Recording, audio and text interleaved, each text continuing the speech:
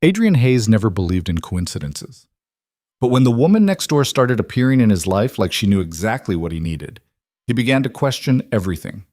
And when the truth came out that she hadn't moved there by accident, the small world he'd built to protect his daughter started to crumble.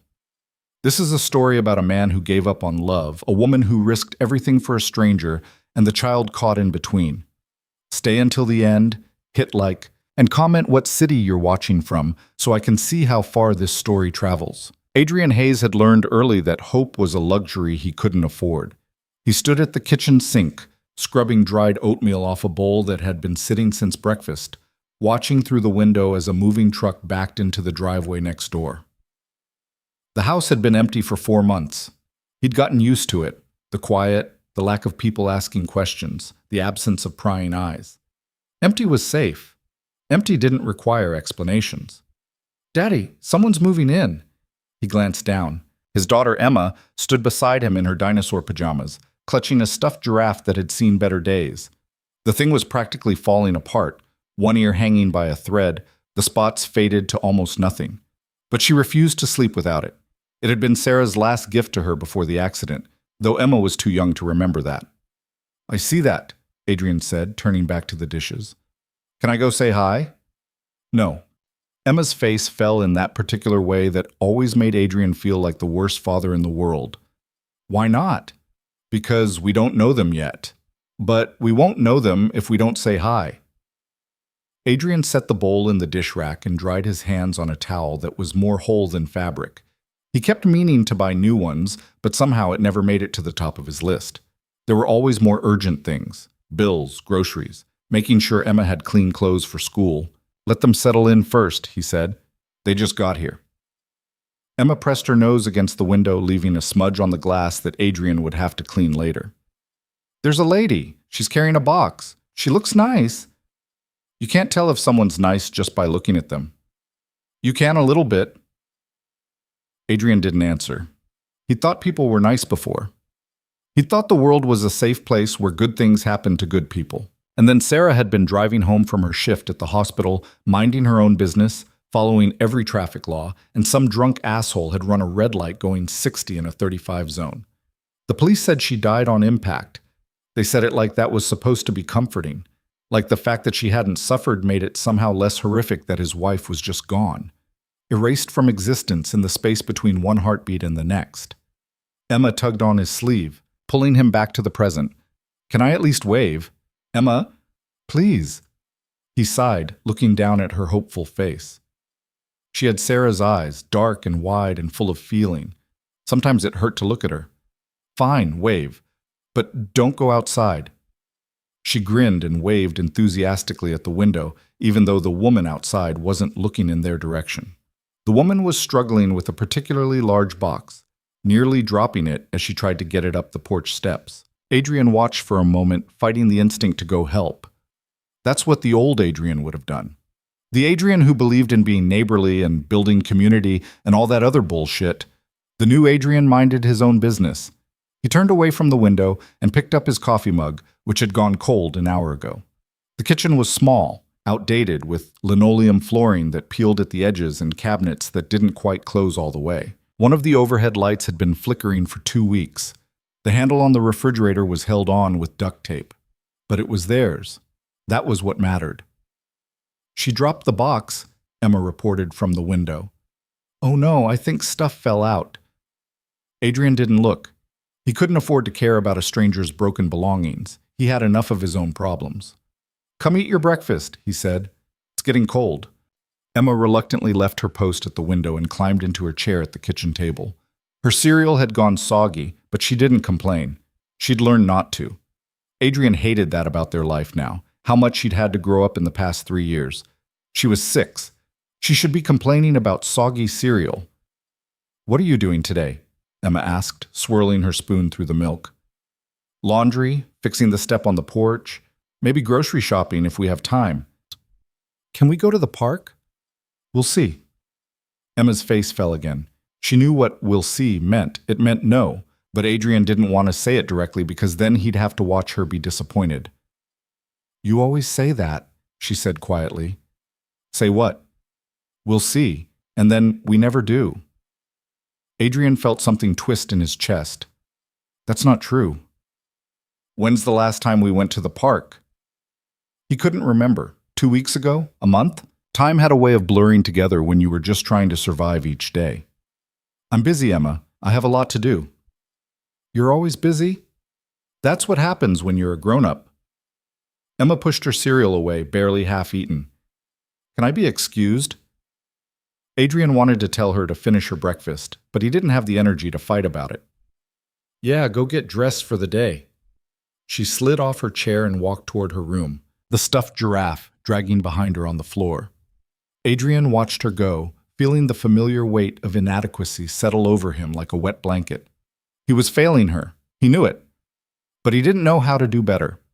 He spent the rest of the morning doing exactly what he'd said he would. Laundry, fixing the porch step, making a grocery list he probably wouldn't get around to actually shopping for. Emma played in her room, talking to her stuffed animals in a voice he could hear through the thin walls. She was pretending they were a family. Mother, father, baby. The mother was always making dinner. The father was always coming home from work. The baby was always happy. Adrian tried not to listen. Around noon, he made sandwiches for lunch. Peanut butter and jelly, the only thing Emma would eat consistently. He called her to the kitchen, and they ate in silence. Emma swinging her legs under the table and humming to herself. The lady next door is outside again, she said eventually. Adrian didn't look up from his sandwich. Okay. She's planting flowers. That's nice. Why don't you ever plant flowers? Because I don't have time. Gish. They're pretty. I'm sure they are. Emma was quiet for a moment. Then she said, Do you think she has kids? I don't know, Emma. Maybe she has a daughter my age. Then I'd have someone to play with. Adrian felt his jaw tighten. You have friends at school. That's not the same. I mean, someone close, like next door. We don't need to be friends with the neighbors. Why not? Because we don't. Emma looked at him with those two knowing eyes. You don't like people anymore. That's not true. Yes, it is. You don't talk to anyone except me and Uncle Marcus. Adrian set down his sandwich, his appetite gone. Eat your lunch, Emma. I'm just saying. I know what you're saying. Now eat. Emma fell silent, picking at the crust of her sandwich. Adrian felt like an asshole, but he didn't know how to explain it to her. How could he tell his 6-year-old that people scared him now? That letting anyone get close felt like handing them a weapon and hoping they wouldn't use it? After lunch, Emma asked if she could play outside. Adrian said yes, mostly because he needed some time alone. He stood at the kitchen window, watching her chase butterflies in the backyard, her laughter carrying on the breeze. She looked happy. For now. That's when he saw the woman from next door walk over to the fence that separated their yards. Adrian's stomach dropped. He moved to the back door, ready to intervene, but stopped himself. He watched as the woman smiled at Emma, said something he couldn't hear, and Emma smiled back. They talked for a moment, Emma gesturing animatedly with her hands the way she always did when she got excited about something.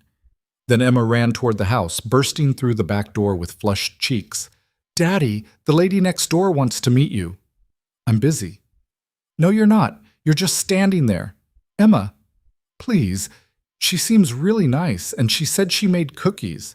Adrian looked past Emma to where the woman stood at the fence, holding a plate covered with aluminum foil. She waved awkwardly. He was trapped. Fine, he muttered, but just for a minute. Emma grabbed his hand and dragged him outside. As they crossed the yard, Adrian took in more details about their new neighbor. She was maybe 30, with light brown hair pulled into a messy ponytail and an old college sweatshirt that had seen better days. Her jeans had dirt on the knees from the gardening. She looked tired, but in a different way than Adrian was tired. Like she'd been working hard, not like she'd given up. Hi, she said when they reached the fence. Her voice was warm but careful. I'm Lily. Lily Carter. I just moved in. Adrian Hayes, this is my daughter Emma. Hi, Emma. I saw you playing out here and thought I'd introduce myself. Hope that's okay. Emma nodded enthusiastically. We saw you moving in this morning. Did you break anything when you dropped that box? Lily laughed. Just some picture frames. Nothing too important. She held out the plate. I made chocolate chip cookies. Thought you might want some. It's kind of a tradition in my family, bringing cookies to new neighbors. Or maybe bringing cookies when you're the new neighbor. I guess it works both ways. She was rambling slightly, nervous. Adrian recognized it because he did the same thing when he was uncomfortable. You didn't have to do that, he said. I know, but I did anyway. There was a pause. Adrian didn't take the plate. He could feel Emma looking up at him, silently pleading with him to be normal, to be polite, to not be the weird, standoffish father she was starting to become embarrassed by. Thank you, he said finally, taking the plate. That's very kind. You're welcome. Lily smiled and it reached her eyes. So, how long have you lived here? About 5 years? Do you like it? The neighborhood, I mean? It's quiet. That's good. I was looking for quiet. Another pause. Adrian could tell she was trying to make conversation, and he was making it difficult. But he didn't know how to be any other way anymore. Well, Lily said eventually, I should let you get back to your day. But if you ever need anything, sugar, eggs, someone to watch Emma for a bit, I'm right next door. We won't need anything, but thanks. Lily's smile faltered just slightly, but she recovered quickly. Okay, well, the offer stands. She waved at Emma, who waved back enthusiastically, and then walked back to her house. Emma turned to Adrian the second Lily was out of earshot. That was rude. No, it wasn't. You basically told her to go away. I was polite. Barely. Adrian looked down at the plate of cookies. They were homemade, still warm. The chocolate chips were melted and gooey. It had probably taken Lily an hour to make them, and he'd barely said thank you. She was being nice, Emma continued, and you were being mean. I wasn't mean. I was just reserved. What's reserved? It means I was being careful. Why do you have to be careful with the nice cookie lady? Adrian didn't have an answer for that, at least not one Emma would understand.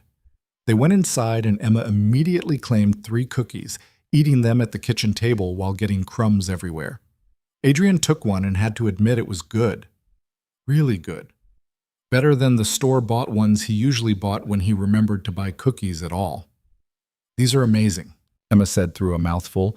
Can we take her something back, like a thank you? We don't have anything to take. We could make something. I don't know how to make anything. You could try.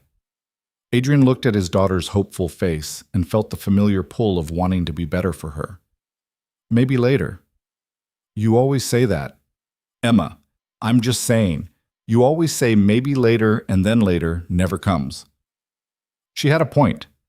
Adrian had become a master of maybe later. Maybe later we'll go to the park. Maybe later we'll have people over. Maybe later I'll be the father you deserve. Finish your cookies, he said quietly. Emma did, but the joy had gone out of it. That night, after Adrian put Emma to bed, he stood on the back porch with a beer he wasn't really drinking. The lake stretched out before him, dark and still under the stars. He could see lights on in Lily's house. She was probably unpacking, settling in, making her new place feel like home. He wondered what her story was, why she'd moved here, why she'd chosen this specific house, in this specific neighborhood. People didn't just randomly end up in small lakeside towns. They came here for a reason, to escape something or to find something. Adrian had come here to escape. After Sarah died, he couldn't stay in their old apartment. Everything reminded him of her. The coffee maker she'd bought on sale, the throw pillows she'd insisted would tie the room together, the closet that still smelled like her perfume 6 months after she was gone. So he'd packed up everything, taken Emma, and moved 2 hours away to this house by the lake. It was cheap, isolated, and had no memories, perfect for a man who was trying to forget how to feel. But it hadn't worked. You couldn't outrun grief. It followed you everywhere, settling into the corners of your new life like dust. He thought about Lily's cookies sitting on his kitchen counter, about Emma's accusation that he was mean, about the way Lily had looked when he'd essentially told her they wouldn't need her help. He should apologize. He knew that. But apologizing meant going back over there, and going back over there meant having another conversation, and conversations led to connections, and connections led to pain. It was easier to just stay away. Adrian finished his beer, which had gone warm, and went inside. He checked on Emma one more time before bed. She was sprawled across her mattress, the giraffe tucked under her chin, her hair fanned out across the pillow. She looked so small, so vulnerable.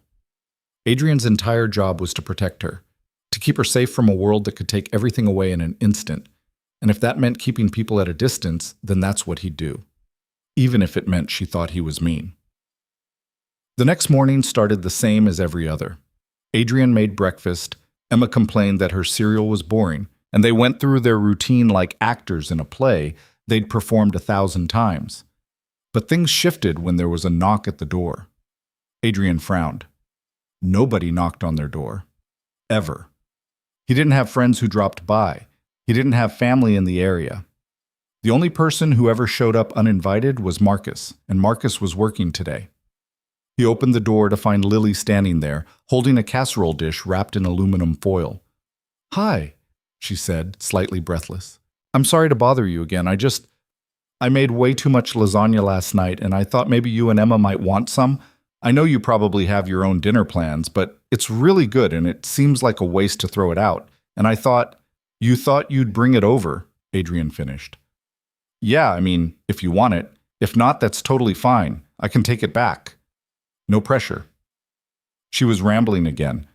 Adrian found it both annoying and oddly endearing, which frustrated him.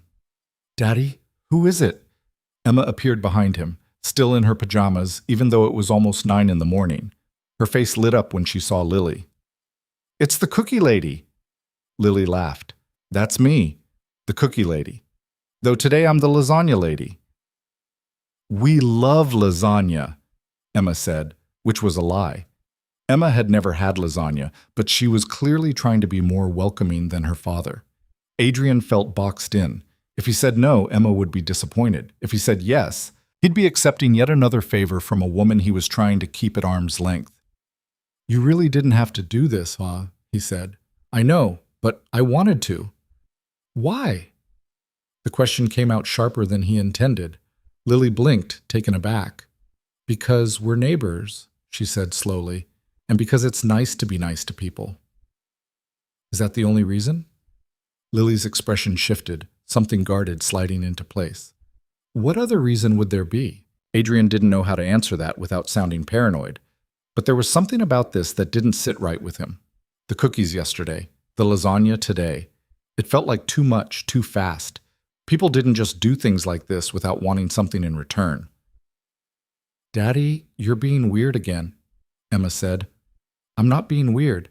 "Yes, you are. Just take the lasagna and say thank you."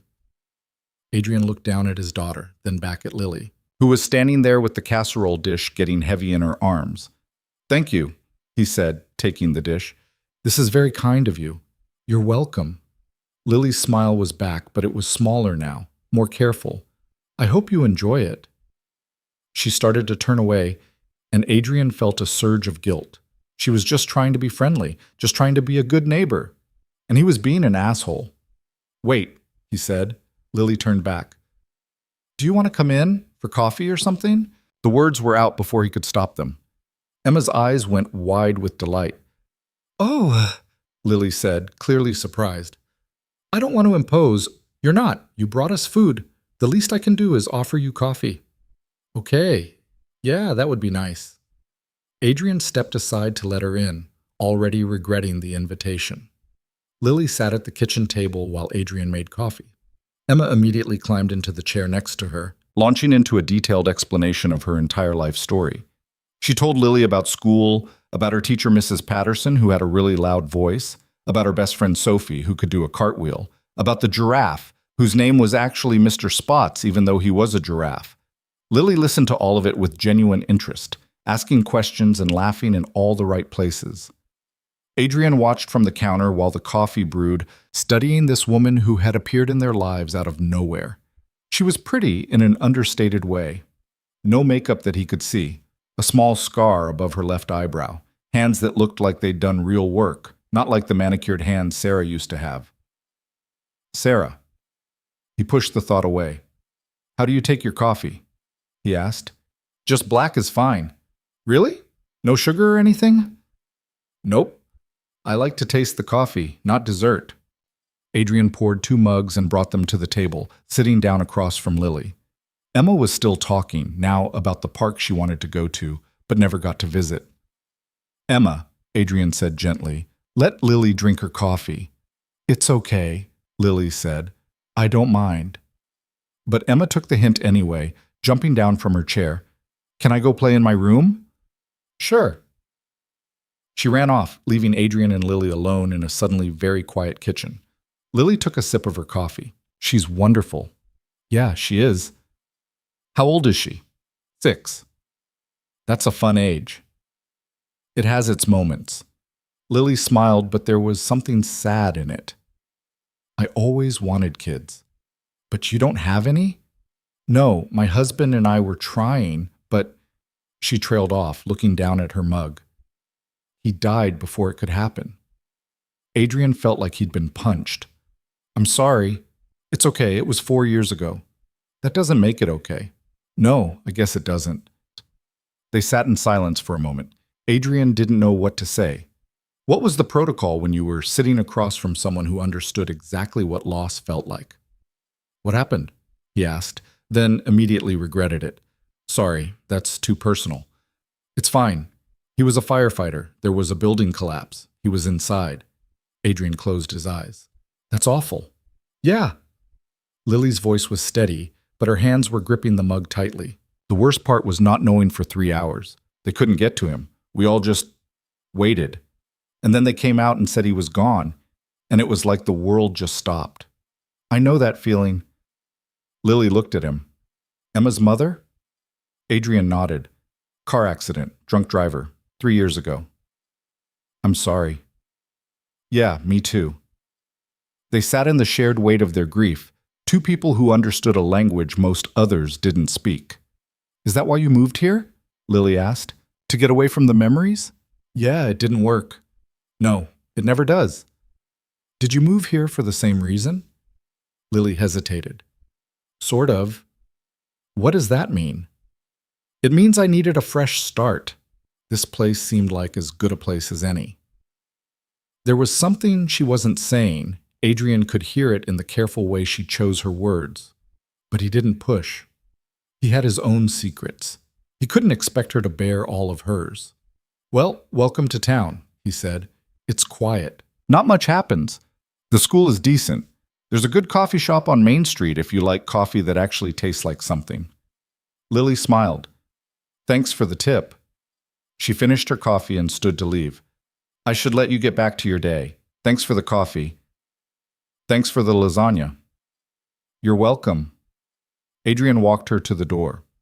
As she stepped outside, she turned back. Can I ask you something? Sure. Why were you so suspicious when I brought over the food? Earlier, when you asked if I had another reason. Adrian felt his face heat. I don't know. I guess I'm just not used to people doing nice things without wanting something. I don't want anything. I know, I have trust issues. Lily nodded slowly. I get that. But for what it's worth, I really am just trying to be a good neighbor. Nothing more.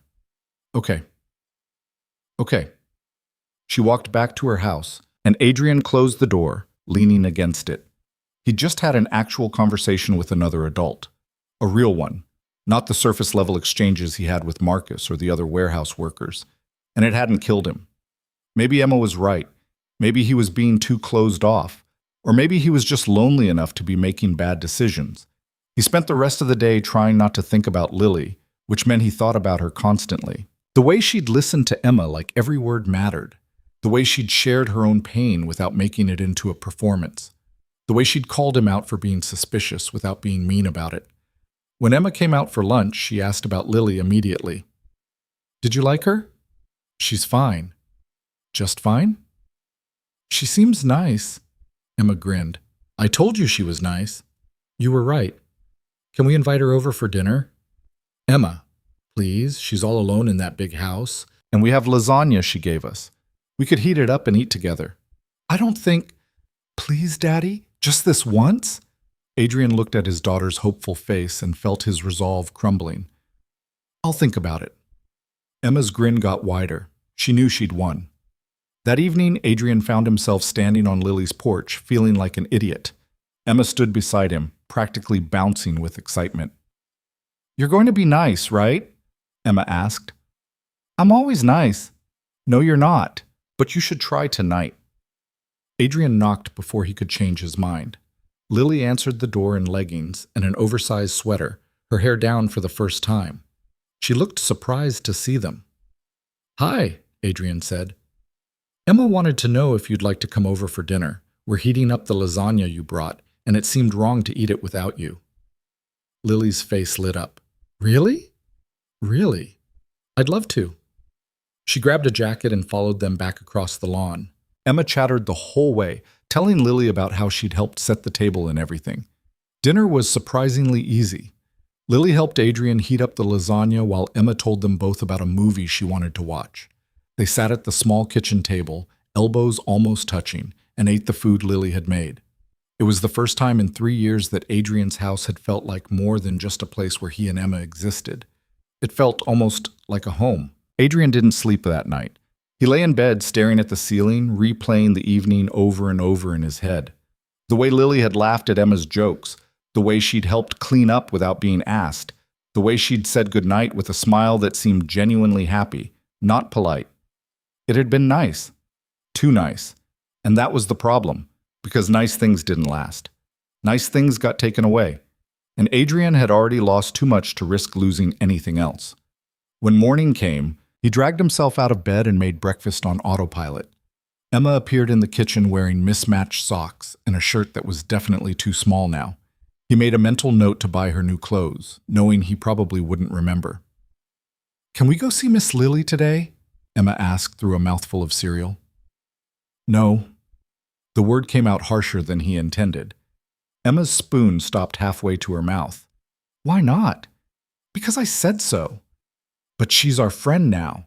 "She's our neighbor. That's different." Emma set down her spoon. "What's wrong?" "Nothing's wrong." "You're acting weird again." "I'm not acting weird. I'm just busy today." "Doing what?" "Things." Emma stared at him for a long moment, then went back to her cereal in silence. Adrian knew he was being unfair, but he didn't know how to explain the panic he felt. Last night had been good, and good scared him more than bad ever could. After breakfast, he walked Emma to the bus stop at the end of the street. She didn't hold his hand like she usually did. She walked a few steps ahead, her backpack bouncing against her shoulders, and Adrian felt the distance between them like a physical thing. "Are you mad at Miss Lily?" she asked when the bus pulled up. "It's complicated." Emma turned to look at him, and the expression on her face was far too old for 6. "That's what you always say when you don't want to answer. Just get on the bus, kiddo." Emma climbed the steps without looking back. The doors closed and the bus pulled away, leaving Adrian standing alone on the sidewalk with guilt sitting heavy in his stomach. He walked back to the house and spent the rest of the morning trying to distract himself with chores. He fixed the leaky faucet in the bathroom that he'd been meaning to fix for months. He folded laundry. He cleaned out the fridge, throwing away expired condiments and mysterious leftovers. But no matter what he did, his mind kept drifting back to Lily. Why would she do that? Move to a new town, bring food to strangers, sit through dinner with a man and his kid like it was the most natural thing in the world. People didn't just do that.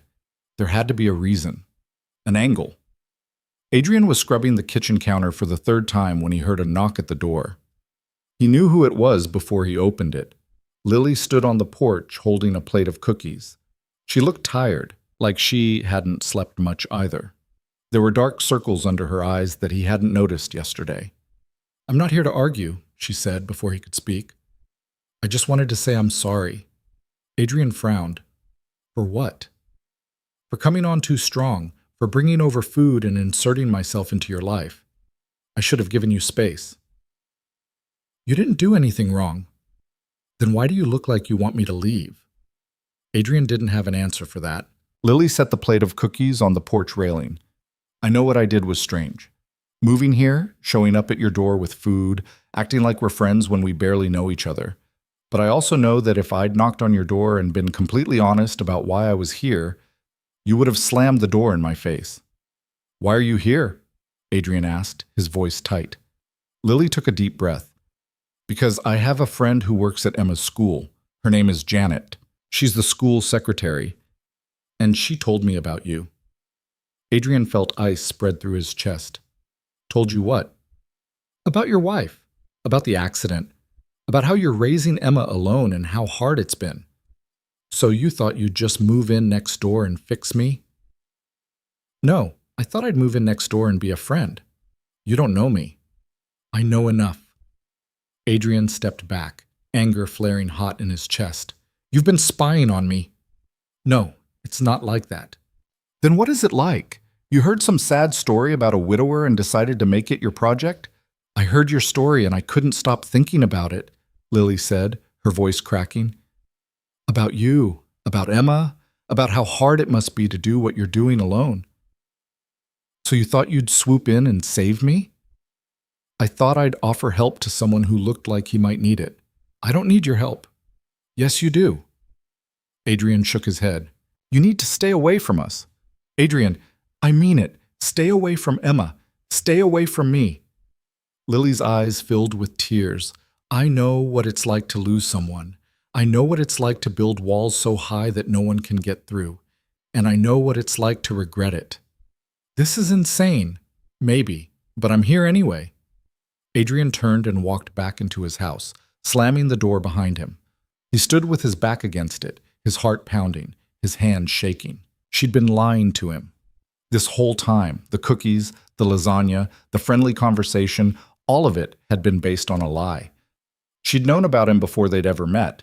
She'd probably chosen this house specifically because of him. It was a violation, an intrusion. And worst of all, Emma had fallen for it. Emma loved her. Adrian pushed away from the door and paced the living room. He needed to think. He needed to figure out how to handle this. But his mind was racing and he couldn't grab onto any single thought long enough to make sense of it. What kind of person did that? What kind of person heard about a stranger's tragedy and decided to move next door to... what? Help? Fix him? Make herself feel better? He thought about all their conversations. The way she'd shared her own loss, the way she'd acted like she understood. Had any of it been real, or had it all been part of some elaborate plan to worm her way into his life? Adrian was still pacing when Emma got home from school. She came through the door with her backpack dragging on the floor, her hair coming out of its ponytail. Hi, Daddy, she said, dropping her bag by the door. Hey, kiddo, how was school? Good. Can I go see Miss Lily? No. Emma's face fell. So why not? Because I said so. But, Emma, we're not going over there anymore, okay? Why not? Because we're not. Emma's eyes filled with tears. Did you have a fight with her? Something like that. What happened? It's complicated. Emma threw her backpack down. I hate when you say that. Everything is always complicated with you. Emma, she was nice to us. She made us cookies and lasagna, and she listened to me, and she made you smile for the first time in forever, and now you're being mean to her. I'm not being mean. I'm protecting you. From what? From someone who's nice to me? Adrian didn't know how to answer that. How could he explain to his 6-year-old that nice people could still hurt you? That kindness could be a weapon? Emma wiped her eyes with the back of her hand. I think you're scared. Scared of what? Of being happy. The words hit Adrian like a slap. He stared at his daughter, this tiny person who somehow saw right through him. Maybe you're the one who's scared of getting hurt, Emma continued, her voice shaking. Not me. She walked to her room and closed the door quietly, which somehow felt worse than if she'd slammed it. Adrian stood in the middle of the living room, feeling like the worst father in the world. Again. The next few days were miserable. Emma barely spoke to him. She'd answer his questions with one-word responses and spend all her free time in her room. Adrian caught her staring out the window at Lily's house more than once, her face pressed against the glass like she was waiting for something. He went to work and came home and took care of Emma and tried not to think about the woman next door. But it was impossible. Every time he looked out the window, he could see Lily's car in the driveway. Every time he went outside, he half expected to see her in her yard. But she stayed away, just like he'd asked. And somehow, that made it worse. On Thursday night, Marcus cornered him during their break at the warehouse. You look like hell, Marcus said, biting into a sandwich that smelled like onions and regret. Thanks. What's going on? Nothing. Bullshit. You've been walking around like a zombie all week. Adrian didn't answer. He stared at his coffee, which had gone cold 20 minutes ago, but he kept holding anyway. Marcus leaned back against the wall. Woman trouble? No. Then what? Adrian sighed. There's this woman who moved in next door. She's been around a lot, bringing food, talking to Emma, that kind of thing. Sounds nice. That's what I thought. Until I found out she didn't move there by accident. She knew about me before she came. Someone told her about Sarah, about the accident, and she decided to move next door to help or whatever. Marcus raised an eyebrow. Okay, that's a little weird, right? But also kind of sweet. Adrian stared at him. How is that sweet? Because most people wouldn't care enough to do something like that. Most people would hear a sad story and think, that sucks, and then go about their day. She actually did something.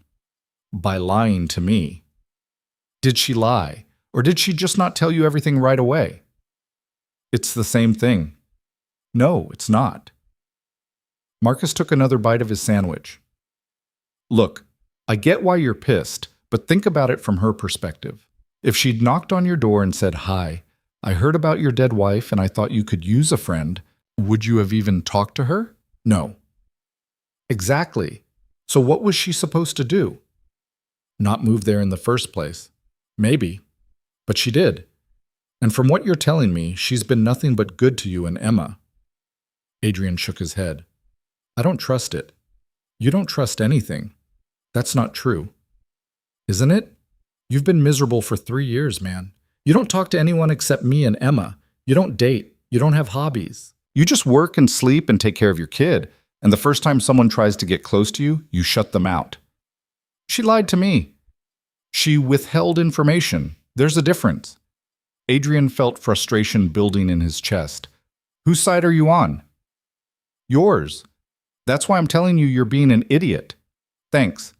I'm serious. This woman sounds like she cares about you, and you're pushing her away because you're scared. I'm not scared. Yes, you are. You're terrified. And I get it. Losing Sarah fucked you up. It fucked Emma up. But you can't live the rest of your life afraid to let anyone in. I'm not afraid. Then what are you? Adrian didn't answer. Marcus crumpled up his sandwich wrapper and tossed it in the trash. Think about it. That's all I'm saying. Just think about whether you're protecting Emma or protecting yourself. He walked off, leaving Adrian alone in the break room with cold coffee and too many thoughts. When Adrian got home that night, the house was dark. He checked on Emma, who was asleep in her bed with her giraffe tucked under her arm. He stood in the doorway for a moment, watching her breathe. She looked so small, so vulnerable. So much like Sarah, it hurt. Adrian's entire job was to protect her, to keep her safe from a world that could take everything away in an instant. And if that meant keeping people at a distance, then that's what he'd do, even if Marcus thought he was wrong, even if Emma hated him for it. The next morning, Emma woke up already upset. I had a bad dream, she said when Adrian asked what was wrong. About what? About Mommy. Adrian's heart clenched. Emma rarely talked about Sarah anymore. She'd been so young when it happened that most of her memories had faded. What happened in the dream? She was leaving, and I kept calling her to come back, but she couldn't hear me. Adrian pulled Emma into a hug. I'm sorry, kiddo. Do you think she can still see us? The question caught him off guard. What? Mommy, do you think she's watching us from somewhere? Adrian didn't know how to answer that. He didn't believe in heaven or angels or any of the comforting stories people told themselves about what happened after death. He believed in nothing, in the cold finality of loss. But he couldn't say that to Emma. I think, he said carefully, that she would want us to be happy. Are you happy? No, Adrian thought. I'm barely surviving. I'm working on it, he said instead.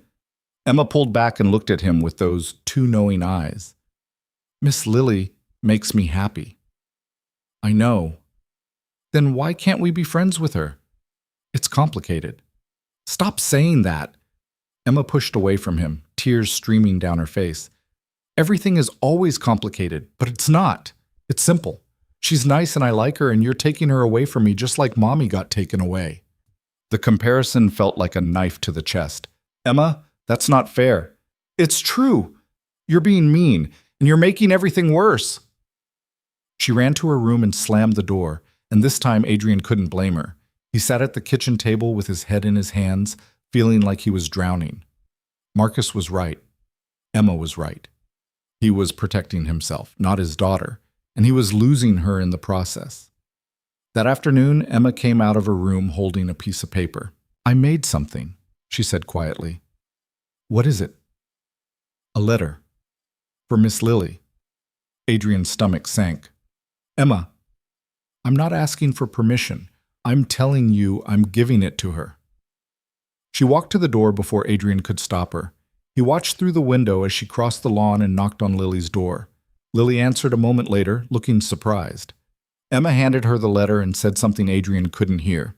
Lily read it, and even from a distance, Adrian could see her eyes fill with tears. She knelt down and hugged Emma tightly. Adrian felt something crack inside him. When Emma came back inside, she was smiling for the first time in days. What did the letter say? Adrian asked. That I miss her, and that I hope she's okay. What did she say? She said she misses me too, and that she hopes you're okay. Adrian looked out the window at Lily's house. She was still standing in the doorway, watching them. Their eyes met across the distance, and Adrian realized he'd been wrong about everything. Maybe Lily had come into his life under false pretenses. Maybe she'd kept the truth from him because she knew he wouldn't listen otherwise. But her intentions had been good. Her kindness had been real, and he'd thrown it back in her face because he was too scared to accept it. Emma, he said quietly. Yeah? How would you feel about inviting Miss Lily to dinner tomorrow night? Emma's face lit up like Christmas morning. Really? Really, I owe her an apology. Emma threw her arms around him. Thank you, Daddy. Adrian hugged her back, hoping he wasn't too late to fix what he'd broken. The next evening, Adrian stood on Lily's porch with Emma beside him, holding a bottle of wine he'd bought at the grocery store on the way home from work. His hands were sweating and his heart was pounding, and he felt like an idiot. But he knocked anyway. Lily answered wearing jeans and a sweater with flower on the front. She looked surprised to see them. Hi, Adrian said. Hi. There was an awkward pause. Can we come in? Adrian asked. I need to talk to you. Lily hesitated, then stepped aside. Emma immediately ran into the kitchen, asking what Lily was baking. Lily followed her, leaving Adrian standing in the entryway. He looked around. The house had changed since he'd last been here. There were more pictures on the walls now, books stacked on the coffee table, a half-finished puzzle on the floor. It looked lived in, loved. He walked into the kitchen where Lily and Emma were talking about cookies. Emma was covered in flour within 30 seconds. Emma, why don't you go wash your hands? Adrian said. But, please. Emma sighed dramatically, but obeyed, leaving Adrian and Lily alone. I'm sorry, Adrian said immediately. For everything I said, for accusing you of lying, for telling you to stay away. I was wrong. Lily crossed her arms. Okay. I was scared. I'm still scared, but that doesn't excuse the way I treated you. No, it doesn't. I know you moved here because you heard about me, and I know that's weird. But I also know that everything you've done since you got here has been kind and genuine, and I'm an idiot for not seeing that. Lily was quiet for a long moment. Then she said, Why are you really here, Adrian? Because I don't want to lose you. Either of you. You can't lose something you never let yourself have. I know. That's what I'm trying to fix. Lily looked at him, really looked at him, and Adrian felt naked under her gaze. I'm not perfect, she said quietly. I made mistakes. I should have been honest with you from the start, but I also know that you wouldn't have let me in if I had been. You're right, I wouldn't have. So where does that leave us? It leaves us starting over, if you're willing. Lily studied him for a long moment. Then she said, Emma told me you're scared of being happy. Adrian felt his face heat. She said that? She did, and I think she's right. Probably. So what changed? I realized I was more scared of losing her than I was of getting hurt. And I realized that keeping you out was hurting her more than letting you in ever could. Lily's expression softened. She really loves you, you know. I know. I just hope I haven't screwed it up too badly. You haven't. Emma came running back into the kitchen, her hands still damp. Are we friends again? Lily and Adrian looked at each other. Yeah, Lily said, smiling. We're friends again. Emma cheered and threw her arms around both of them, and Adrian felt something loosen in his chest. Maybe this could work. Maybe he could let someone in without everything falling apart. Maybe he could be happy again. They stayed for dinner. Lily finished making the cookies while Emma helped, which mostly meant making a mess and eating chocolate chips. Adrian watched them, feeling something warm spread through his chest. After dinner, they sat in Lily's living room. Emma curled up on the couch between them, fighting sleep but refusing to admit it. I like it here, Emma said, her voice drowsy. Me too, Lily said. Adrian looked at Lily over Emma's head. Thank you for not giving up on us. Thank you for giving me a second chance. Emma yawned. Are you guys going to get married? Adrian nearly choked. What? Sophie's mom got remarried last year. She said her dad found someone new and now they're a family again. Lily's face went red. Emma, I don't think... I'm just asking. Adrian cleared his throat. Let's maybe focus on being friends first. Okay, but I think you should marry her. She makes good cookies. Lily laughed, and the sound filled the room like music. They walked back to Adrian's house an hour later, Emma half asleep in Adrian's arms. He carried her to bed and tucked her in, kissing her forehead. When he came back out, Lily was waiting by the door. Today was good, she said. Yeah, it was. So what happens now? Adrian took a breath. Now we take it slow. We figure this out together. No more secrets, no more pushing each other away. I can do that. Me too. Lily smiled and started to leave, but Adrian caught her hand. Wait, he said. She turned back. I'm glad you moved here, even if the reason was weird. Lily squeezed his hand. Me too. She walked back to her house, and Adrian stood on the porch watching her go. For the first time in 3 years, the future didn't feel terrifying. It felt like something he could actually look forward to.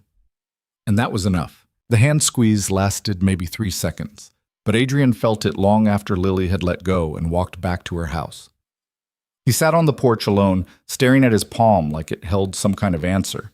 He hadn't held a woman's hand in 3 years. It shouldn't have meant anything. It was just a gesture, a moment of connection between two people who were trying to figure out how to be friends. But it did mean something. It meant he wasn't as closed off as he thought. It meant there was still a part of him that could feel something other than exhaustion and fear, and that terrified him. Over the next few weeks, Lily became part of their routine in a way that felt both natural and unsettling. She'd join them for breakfast on Saturday mornings, always bringing something fresh from the bakery in town. She'd pick Emma up from school when Adrian's shift ran late, which happened more often than he'd like to admit. She'd sit with them on the porch while Emma played in the yard, talking about nothing and everything. Adrian found himself looking forward to seeing her, and that was the problem. One Thursday evening, Marcus brought it up again during their break. So, how's the neighbor situation? He asked, unwrapping a granola bar. Fine. Just fine? What do you want me to say? I want you to admit you like her. Adrian nearly choked on his coffee. I don't like her. Bullshit. You've been smiling more. That's a dead giveaway. I smile. Not like that, you don't. Adrian set his coffee down. She's a friend, that's it. For now. For always. Marcus grinned. We'll see. There's nothing to see. I'm not looking for a relationship. Nobody ever is. That's when it happens. Adrian didn't respond. He didn't want to think about what might happen because thinking about it made it real. And if it was real, it could break. When he got home that night, the house was quiet. Emma was asleep, and there was a note on the counter in Lily's handwriting. She ate dinner and finished her homework. See you tomorrow. Adrian stared at the note for a long time, feeling something shift in his chest. He crumpled it up and threw it away, then immediately pulled it back out and smoothed it flat on the counter. He was losing his mind. The following Saturday, Lily invited them to go hiking at a trail near the lake. Adrian's first instinct was to say no, but Emma was already bouncing up and down with excitement, and he didn't have the heart to disappoint her. The trail was easy, winding through tall pines and along the water's edge. Emma ran ahead, pointing out birds and rocks and anything else that caught her attention. Lily walked beside Adrian, her hands in her jacket pockets. "She has a lot of energy," Lily said. "Yeah, I don't know where she gets it." "Probably you." Adrian laughed. "I haven't had energy since 2020. You hide it well." They walked in comfortable silence for a while, the sound of Emma's voice drifting back to them. "Can I ask you something?" Lily said. "Sure." "What was your wife like?" Adrian's steps faltered. He'd been expecting the question eventually, but it still caught him off guard. "Her name was Sarah," he said slowly. "She was funny, smart, terrible at cooking, but she tried anyway." Lily smiled. "Sounds like a good person." She was. She was the best person I knew." "How did you meet?" "College. We were both studying education. She wanted to be a high school English teacher. I wanted to coach football." "Did you? Coach?" "No. Turns out I'm not great with teenagers." Adrian kicked a rock off the path. "I ended up working at the warehouse instead. It paid better." "Do you regret it?" "Sometimes. But Sarah always said it didn't matter what I did as long as I was happy. And I was, for a while." Lily didn't say anything, but Adrian could feel her listening. "After she died, I stopped caring about being happy," he continued. "I just focused on keeping Emma safe and keeping the bills paid. That was enough." "Is it still enough?" Adrian looked at her. "I don't know." Lily held his gaze for a moment, then looked away. "For what it's worth, I think Sarah would be proud of you." "You didn't know her. I know you, and I know you're doing everything you can for your daughter. That counts for something." Adrian felt his throat tighten. He changed the subject before he could say something he'd regret. "What about you? What was your husband like?" Lily's expression softened. Jake was one of those people who made everyone around him feel like they mattered.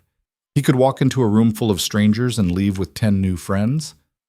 "Sounds exhausting," Lily laughed. "It was, but in a good way. He pushed me out of my comfort zone, made me try things I never would have done on my own." "Like what?" "Like skydiving, rock climbing, karaoke." "You did karaoke?" "Once. It was terrible. But he loved it, so I did it anyway." Adrian smiled. "He sounds like a good guy." "He was. He really was." Lily's voice cracked slightly. "I still can't believe he's gone sometimes. I'll see something funny and think, I need to tell Jake about this. And then I remember." Adrian knew that feeling. He lived with it every day. "Does it get easier?" Lily asked. "No, but you get better at carrying it." They walked the rest of the trail in silence, but it wasn't uncomfortable. It felt like they were both carrying the same weight, and somehow that made it lighter. When they got back to the car, Emma was covered in dirt and grinning from ear to ear. "Can we come back next week?" she asked. "We'll see," Adrian said. "That means yes," Lily laughed. "She's got you figured out." Adrian didn't argue. That night, after Emma was asleep, Adrian sat on the porch with a beer he wasn't drinking. He heard footsteps and looked up to see Lily crossing the lawn. "Mind if I join you?" she asked. "Go ahead." She sat down beside him, pulling her knees to her chest. They sat in silence for a while, listening to the crickets and the distant sound of water lapping against the shore. "I like it here," Lily said eventually. "Yeah?" "Yeah, it's quiet, peaceful. That's one way to describe it." "What would you call it?" "Lonely." Lily looked at him. "Is it still lonely?" Adrian didn't answer right away. He thought about the past few weeks, the breakfasts and the dinners and the small moments that had started to fill the empty spaces in his life. "Not as much as it used to be," he said finally. Lily smiled. "Good." They sat in silence again, and Adrian realized he didn't mind it. He didn't mind her being there. He didn't mind the way she looked at him like she could see through all the walls he'd built. It scared him. but it also felt right. "Can I tell you something?" Lily said. "Sure. I didn't just move here to help you. I moved here because I needed help too." Adrian frowned. "What do you mean?" "I mean I was drowning. After Jake died, I tried to keep going like nothing had changed. I threw myself into work, kept myself busy, pretended I was fine. But I wasn't fine. I was falling apart. So you moved here." "So I moved here. I thought maybe if I could do something good for someone else, it would fix whatever was broken inside me. Did it?" "I don't know yet, but I feel better than I did before." Adrian looked at her. "You're not broken, Lily. Neither are you." "I'm not so sure about that." "I am." Adrian wanted to believe her, but belief required trust, and trust required vulnerability. And vulnerability was the one thing he'd sworn he'd never allow himself again. "I should go," Lily said, standing up. "It's late." "Yeah." She started to walk away, then turned back. "Adrian?" "Yeah?" "Thank you for letting me in." Adrian didn't know what to say, so he just nodded. Lily smiled and walked back to her house, leaving Adrian alone with his thoughts. The next few weeks passed in a blur. Emma started calling Lily Aunt Lily, which made Adrian's stomach twist every time he heard it. Lily didn't correct her. She just smiled and played along, and Adrian didn't have the heart to tell her to stop. One evening, Lily invited them over for dinner again. This time, she'd made spaghetti and meatballs, and Emma ate 3 helpings before declaring she was going to explode. "You're going to make yourself sick," Adrian warned. "It's worth it," Emma said, patting her stomach. Lily laughed. "I'll take that as a compliment." After dinner, Emma asked if she could watch a movie. Lily set her up in the living room with a blanket and a bowl of popcorn, then joined Adrian in the kitchen. "She's going to crash hard tonight," Lily said, rinsing dishes in the sink. "Yeah, she always does after she eats too much." Lily handed him a plate to dry. "Can I ask you something?" "Go ahead." "Do you ever think about dating again?" Adrian froze. "What?" "Dating. Do you ever think about it?" "No." "Why not?" "Because I'm not interested." "Or because you're scared?" Adrian set the plate down. "Why are you asking me this?" Lily turned off the water and faced him. "Because I think you deserve to be happy, and I think you're using Emma as an excuse to avoid putting yourself out there. That's not true, isn't it?" Adrian felt anger flare in his chest. "You don't know what you're talking about. Then tell me I'm wrong." "You're wrong. Prove it." "How?" "Go on a date." Adrian stared at her. "Are you serious?" "Completely." "With who?" Lily hesitated. "With me." The words hung in the air between them. Adrian felt his heart pounding in his chest. "Lily, I'm not asking you to fall in love with me," she said quickly. "I'm just asking you to try. One dinner, just the 2 of us. No pressure, no expectations." "I can't." "Why not?" "Because if it doesn't work out, it'll ruin everything. Emma loves you. I can't risk losing that for her." "What about for you?" Adrian didn't answer. Lily stepped closer. "I know you're scared. I'm scared too. But I also know that I like you. And I think you like me. And I think we both deserve a chance to see where this goes." "What if it goes nowhere?" "Then at least we tried." Adrian looked at her. She was standing so close he could see the flecks of gold in her hazel eyes. He could smell her shampoo, something floral and faint. He could feel the warmth radiating off her skin. "One dinner," she said. "That's all I'm asking." Adrian's mind was screaming at him to say no, to walk away, to protect himself. But his heart was saying something different. "Okay," he said quietly. Lily's face lit up. "Really?" "One dinner. That's it. That's all I need." She smiled, and Adrian felt something shift inside him, something he thought had died a long time ago. They went out the following Friday. Adrian asked Marcus to watch Emma, which led to a 20-minute interrogation about where he was going and who he was going with. "It's just dinner," Adrian said for the 5th time. "With the neighbor." "Yes, the one you said you didn't like." "I never said I didn't like her." "You said you didn't like her like that." I don't. Marcus grinned. Then why are you wearing cologne? Adrian didn't have an answer for that. He picked Lily up at 7. She was wearing a dark blue dress that made her eyes look even brighter, and her hair was down for the first time since he'd met her. You look nice, Adrian said, feeling awkward. So do you. They drove to a small Italian restaurant in the next town over, the kind of place with checkered tablecloths and candles and wine bottles. It was cheesy, but in a comfortable way. They ordered wine and pasta and made small talk about work and Emma and the weather. It felt safe, easy. But halfway through the meal, Lily set down her fork and looked at him. Can we talk about something real? She said. Like what?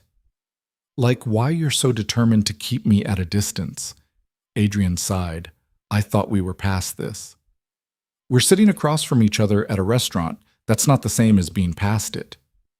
What do you want me to say? I want you to be honest. Adrian stared at his plate. I'm scared, okay? I'm scared that if I let myself care about you, something's going to happen and you're going to leave. And I can't go through that again. I'm not Sarah. I know. Then stop treating me like I'm going to disappear. I don't know how. Lily reached across the table and took his hand. Start by trusting me. Adrian looked at their hands, intertwined on the table. It felt foreign and familiar at the same time. I'm trying, he said.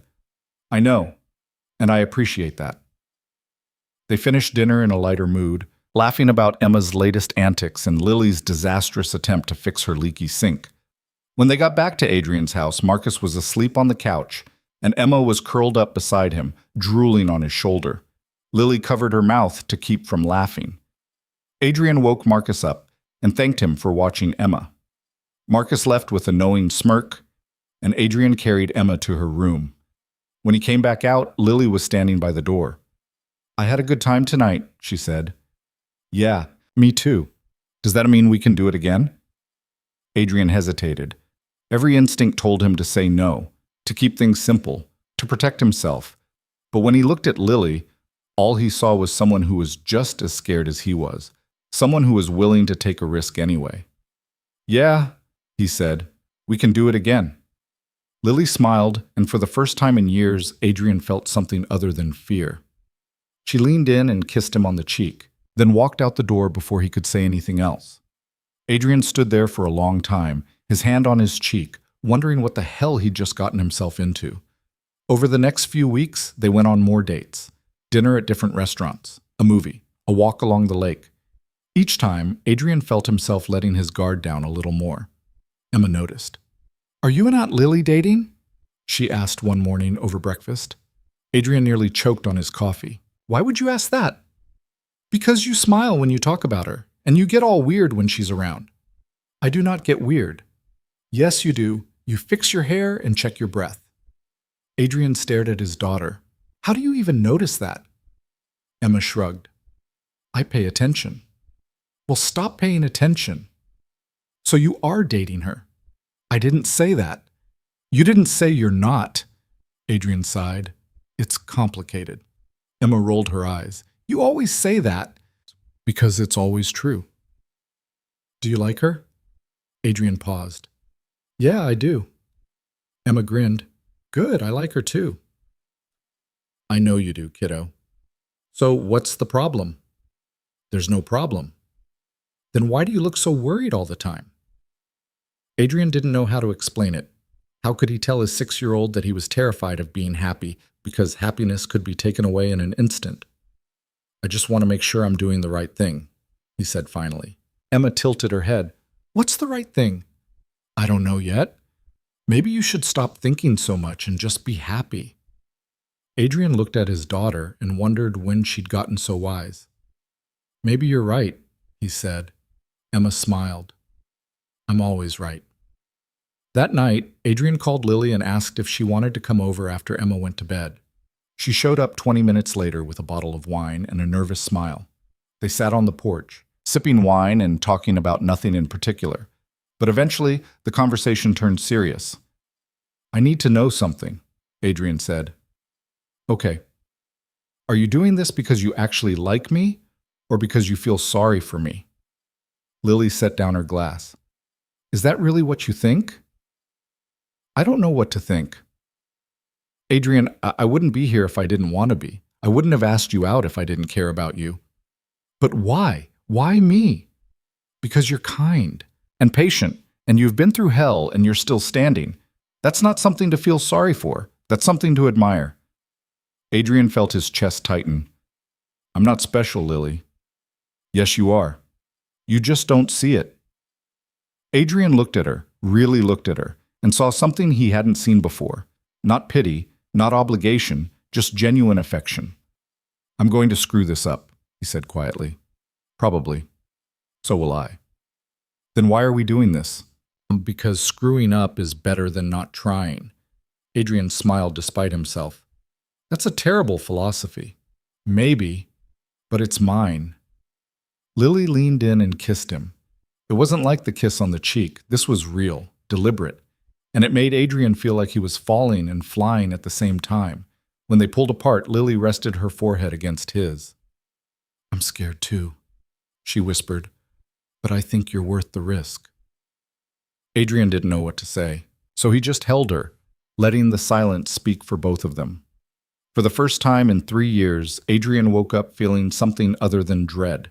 It was a small thing, barely noticeable, just a lightness in his chest that hadn't been there before.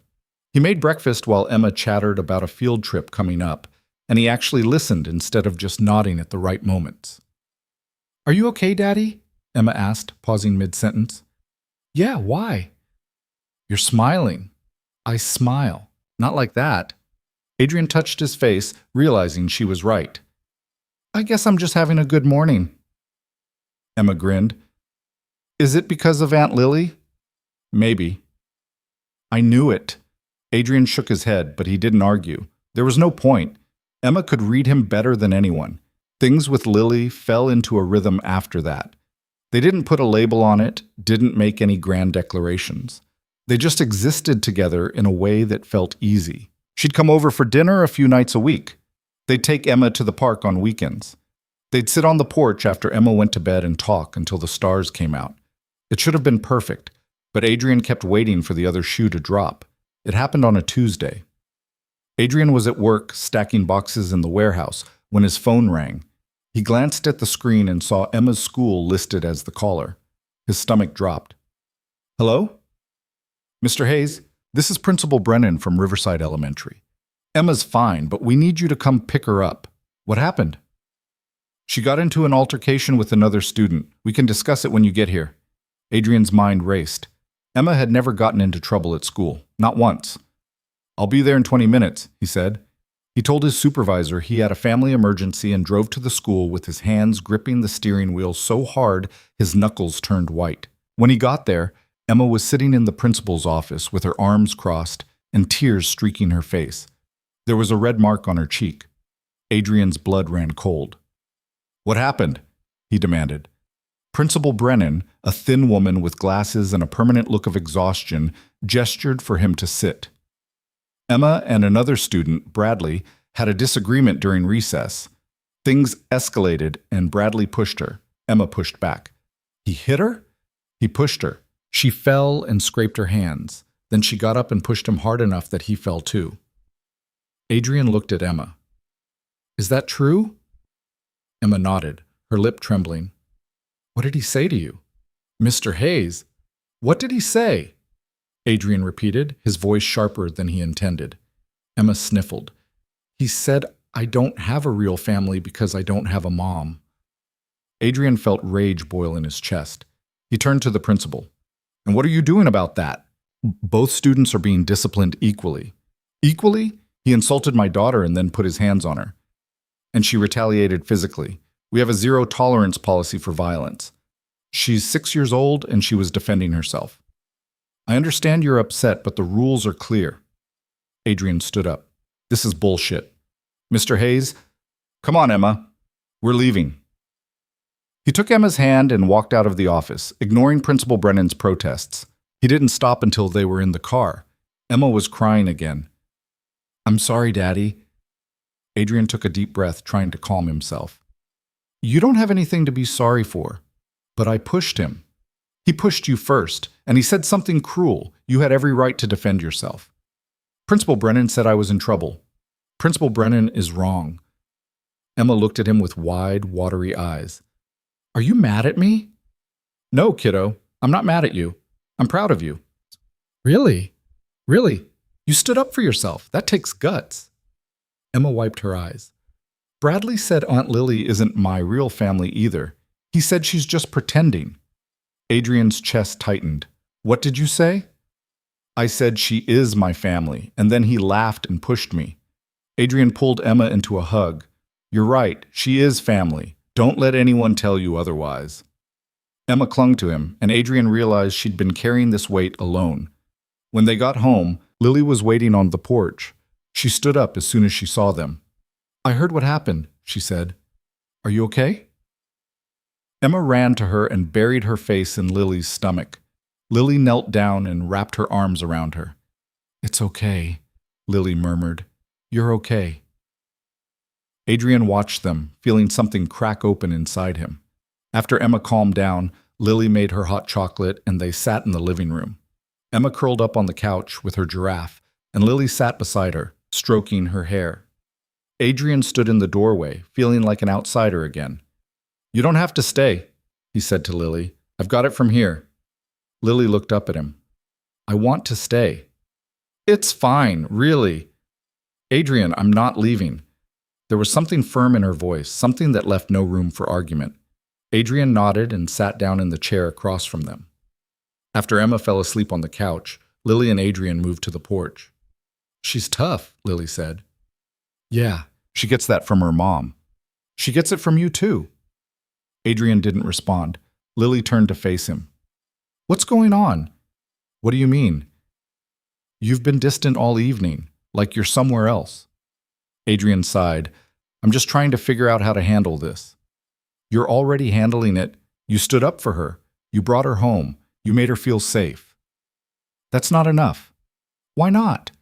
Because she's going to keep getting hurt. Kids are cruel, and there's nothing I can do to stop it.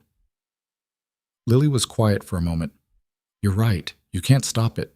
But you can be there for her when it happens, and that's what matters. Is it? Yes. Adrian looked out at the lake. What if I'm not enough? What if she needs more than I can give her? She doesn't need more. She needs you. She needs a mother. Lily flinched.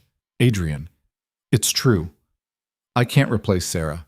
I can't give Emma what she lost. You're not supposed to replace her. You're supposed to be her father, and you're doing a damn good job of it. Adrian shook his head. You don't understand. Then help me understand. Adrian turned to face her. Every time something like this happens, I'm reminded that I'm doing this alone. And no matter how hard I try, it's never going to be enough. You're not alone anymore. Yes, I am. You're not her mother, Lily. You're not family. The words came out harsher than he intended, and he saw the hurt flash across Lily's face. I know I'm not her mother, Lily said quietly. But I care about her, and I care about you. Doesn't that count for something? It's not the same. Why not? Because you're going to leave eventually. Everyone does. Lily stood up. I'm not everyone. You say that now. I mean it. So did Sarah, and then she was gone. Lily's eyes filled with tears. That wasn't her fault. I know, but it doesn't change the fact that I lost her, and I can't lose someone else. So what are you saying? That you want me to leave? Adrian didn't answer. Lily wiped her eyes. I get it. You're scared, but you can't keep pushing me away every time things get hard. I'm not pushing you away. Yes, you are. You've been doing it since the day we met. That's not fair. Isn't it? Every time we get close, you find a reason to pull back. And I've been patient because I understand. But I can't keep doing this if you're never going to let me in. Adrian felt his chest tighten. I don't know how. Then figure it out, because I'm not going to wait forever. She walked off the porch and crossed the lawn to her house, leaving Adrian alone in the dark. The next few days were tense. Lily still picked Emma up from school, but she didn't stay for dinner. She waved when she saw Adrian, but she didn't come over to talk. Emma noticed. Did you and Aunt Lily have a fight? she asked one evening. Something like that. Are you going to fix it? I don't know, kiddo. Emma frowned. You should apologize. It's not that simple. Yes, it is. You say you're sorry and you mean it. Adrian wished it were that easy. On Friday, Marcus cornered him at work again. You look like hell, Marcus said. Thanks. What happened with the neighbor? We had a fight. About what? About everything. Marcus sighed. You screwed it up, didn't you? Yeah? What did you do? I told her she wasn't family. Marcus winced. Ouch. I know. Why would you say that? Because it's true. No, it's not. Family isn't just about blood. It's about who shows up. And from what you've told me, she's been showing up. Adrian rubbed his face. I don't know how to do this. Do what?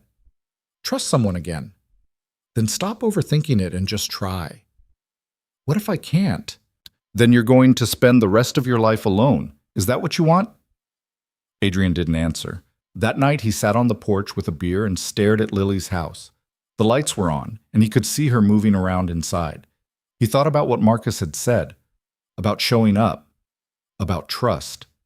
He thought about Emma's face when she talked about Lily, the way she lit up, the way she'd called her family without hesitation. And he thought about the way Lily had looked at him when he told her she wasn't enough.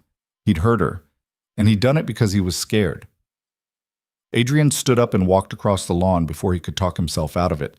He knocked on Lily's door. She answered a moment later wearing sweatpants and an old t-shirt. Her eyes were red. What do you want? She asked. I want to apologize. Okay. Can I come in? Lily hesitated, then stepped aside. Adrian walked into the living room and turned to face her. I'm sorry for what I said, for pushing you away, for being an idiot.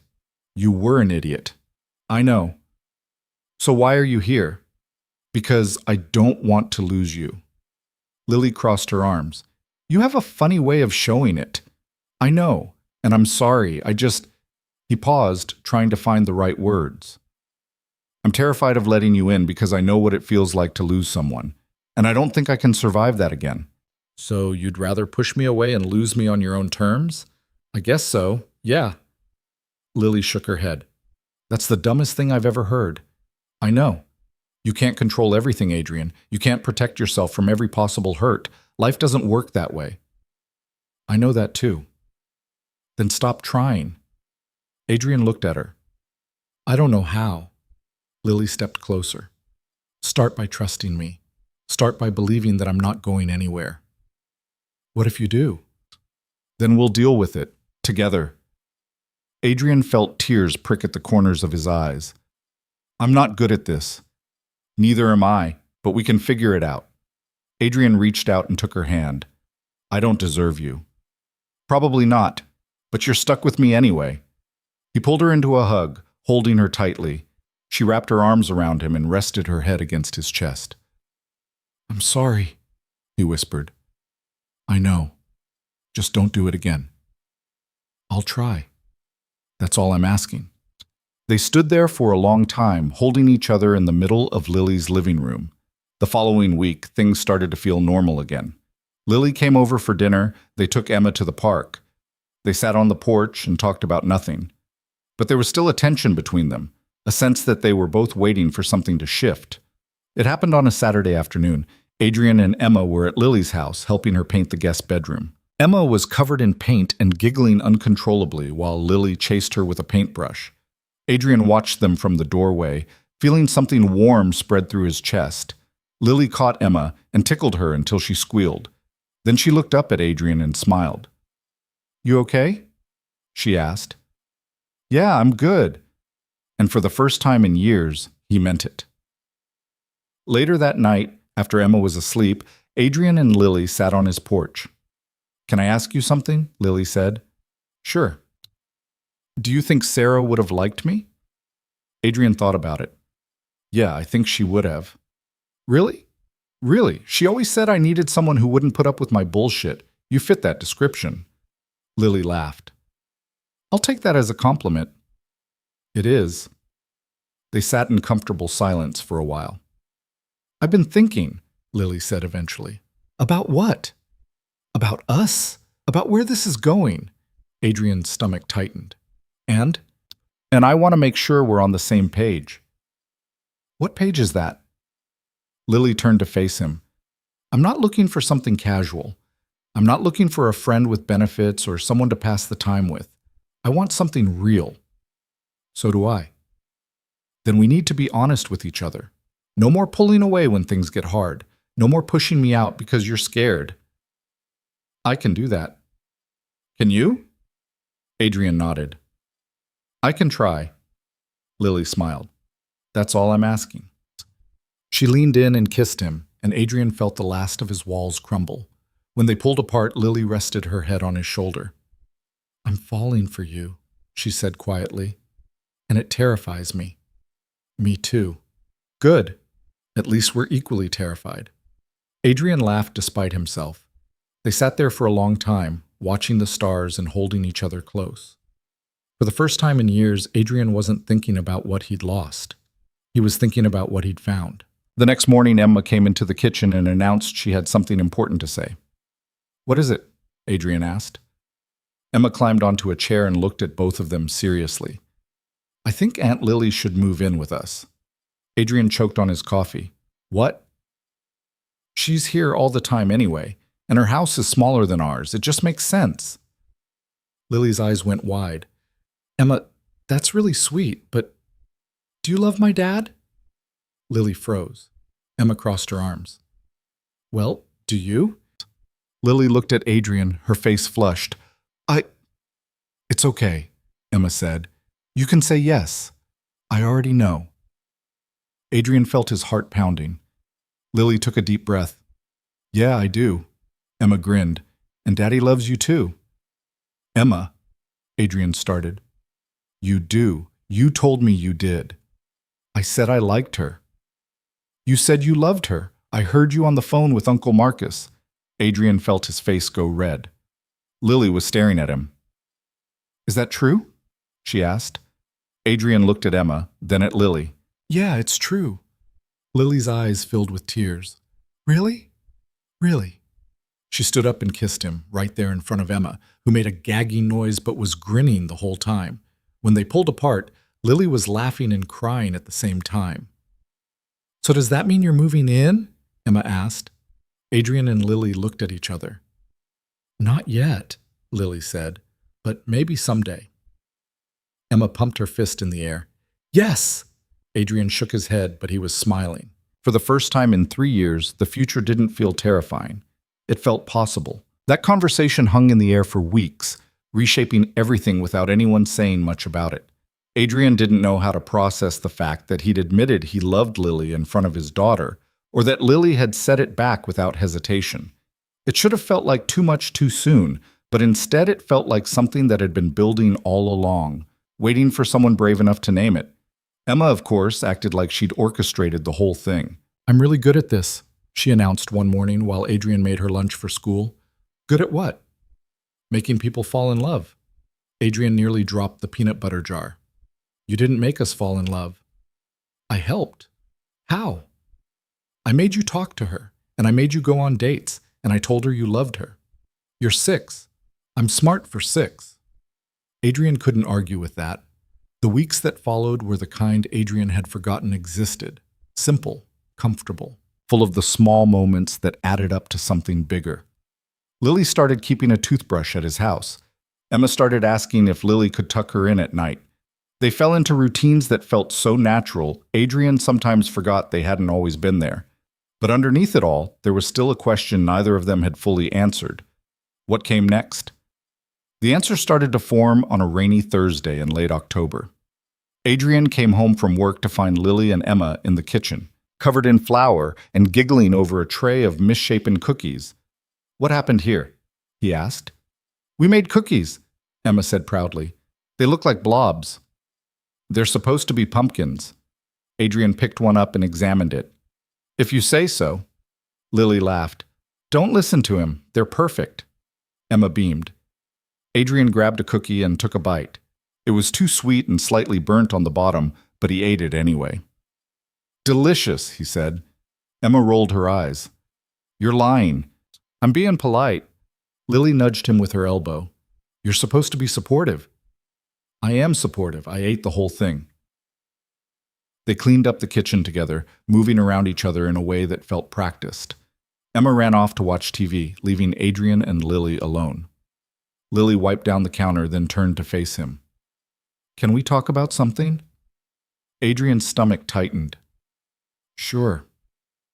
I've been thinking about what Emma said, about me moving in. Lily, you don't have to. I want to. Adrian froze. What? I want to move in. Not right now, but eventually. I want to be part of this. For real. Adrian didn't know what to say. I know it's a big step, Lily continued, and I know you might not be ready, but I needed you to know that I'm serious about this, about us. Adrian looked at her, at the way she was standing there with flowers still dusting her shirt and her hair tied back in a messy knot. She looked nervous, hopeful, and he realized she was waiting for him to say something. I want that too, he said finally. Lily's face lit up. Really? Really? But I need to do it right. For Emma's sake. What does that mean? It means I need to make sure she's okay with it, and I need to make sure we're ready. I don't want to rush into something and mess it up. Lily nodded. I can wait. You sure? I'm sure. Adrian pulled her into a hug, and for the first time, the future didn't feel like something to be afraid of. It felt like something to look forward to. Over the next few months, things continued to shift. Lily started spending more nights at Adrian's house than her own. Her closet at home started to empty as clothes migrated into the spare drawer Adrian had cleared for her. Emma stopped calling her Aunt Lily and started just calling her Lily, like she was already part of the family. Adrian noticed, but he didn't say anything. He was too busy trying to figure out how to propose. The idea had been forming in the back of his mind for weeks, but he hadn't said it out loud. He hadn't even told Marcus, which was saying something. He wanted to do it right, not some grand gesture that would make Lily uncomfortable, but something that felt true to who they were, something simple, honest. He decided to ask Emma first. They were sitting on the back porch one Saturday afternoon, watching Lily swim in the lake. She was wearing a one-piece bathing suit and laughing at something Emma had said earlier, and Adrian couldn't take his eyes off her. Emma? He said. Yeah? How would you feel if I asked Lily to marry me? Emma's head whipped around so fast, Adrian thought she might hurt herself. Are you serious? Yeah. Like, for real marry you, with a wedding and everything? If she says yes. Emma's eyes went wide. Oh my gosh, Daddy, yes, do it. Adrian laughed. I wanted to make sure you were okay with it first. Of course I'm okay with it. I've been waiting for you to ask her forever. It's only been a few months. That's forever in kid time. Adrian shook his head. You're something else. You know that? Emma grinned. I know. Adrian bought the ring a week later. It was simple, a thin gold band with a small diamond. Nothing flashy. He'd spent more time picking it out than he'd spent on anything in years, staring at rows of rings in the jewelry store until the saleswoman started to look concerned. He kept it hidden in his sock drawer, waiting for the right moment. The moment came on a quiet Sunday morning in early December. It had snowed the night before, just enough to dust the ground with white. Emma was still asleep, and Lily was sitting on the porch with a cup of coffee, watching the lake. Adrian walked outside with the ring in his pocket and his heart pounding in his chest. Morning, Lily said without turning around. Morning. It's beautiful out here. Yeah. Lily glanced at him. You okay? You look nervous. I'm fine. You're a terrible liar. Adrian laughed despite himself. He sat down beside her and took a deep breath. I need to ask you something. Lily set down her coffee cup. Okay. Adrian pulled the ring out of his pocket and held it in his hand. Lily's eyes went wide. Adrian! Let me say this before I lose my nerve, he said quickly. I know this isn't perfect. I know I'm not perfect. But you've made me believe that I can be happy again. You've made Emma believe that family doesn't have to be limited to blood. And I don't want to spend another day without you in our lives. So I'm asking, will you marry me? Lily's eyes filled with tears. Are you serious? Completely. You're really asking me to marry you? Yes. Lily laughed, a sound that was half sob. You're insane. Is that a no? It's a yes, you idiot. Of course, it's a yes. Adrian slipped the ring onto her finger, and Lily kissed him so hard they both almost fell off the bench. When they pulled apart, Lily was crying and laughing at the same time. I can't believe you just did that, she said. Neither can I.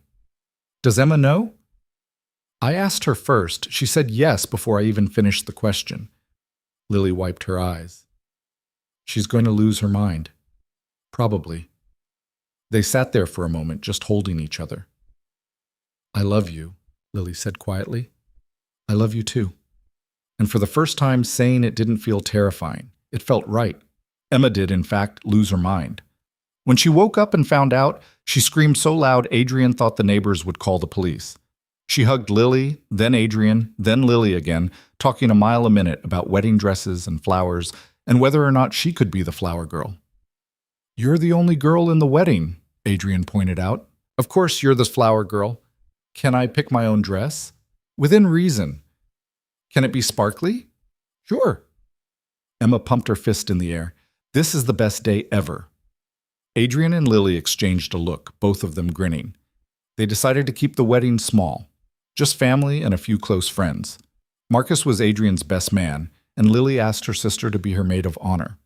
They got married in the spring, on the same stretch of beach where Adrian used to take Emma when she was little. Emma wore a sparkly pink dress and carried a basket of flowers. She walked down the aisle with the kind of confidence only a 7-year-old could have, waving at everyone like she was royalty. When Lily walked down the aisle, Adrian felt his throat tighten. She was wearing a simple white dress, her hair down, and a small bouquet in her hands. She looked nervous and happy and absolutely beautiful. When she reached him, she smiled. Hi. Hi. The ceremony was short and sweet.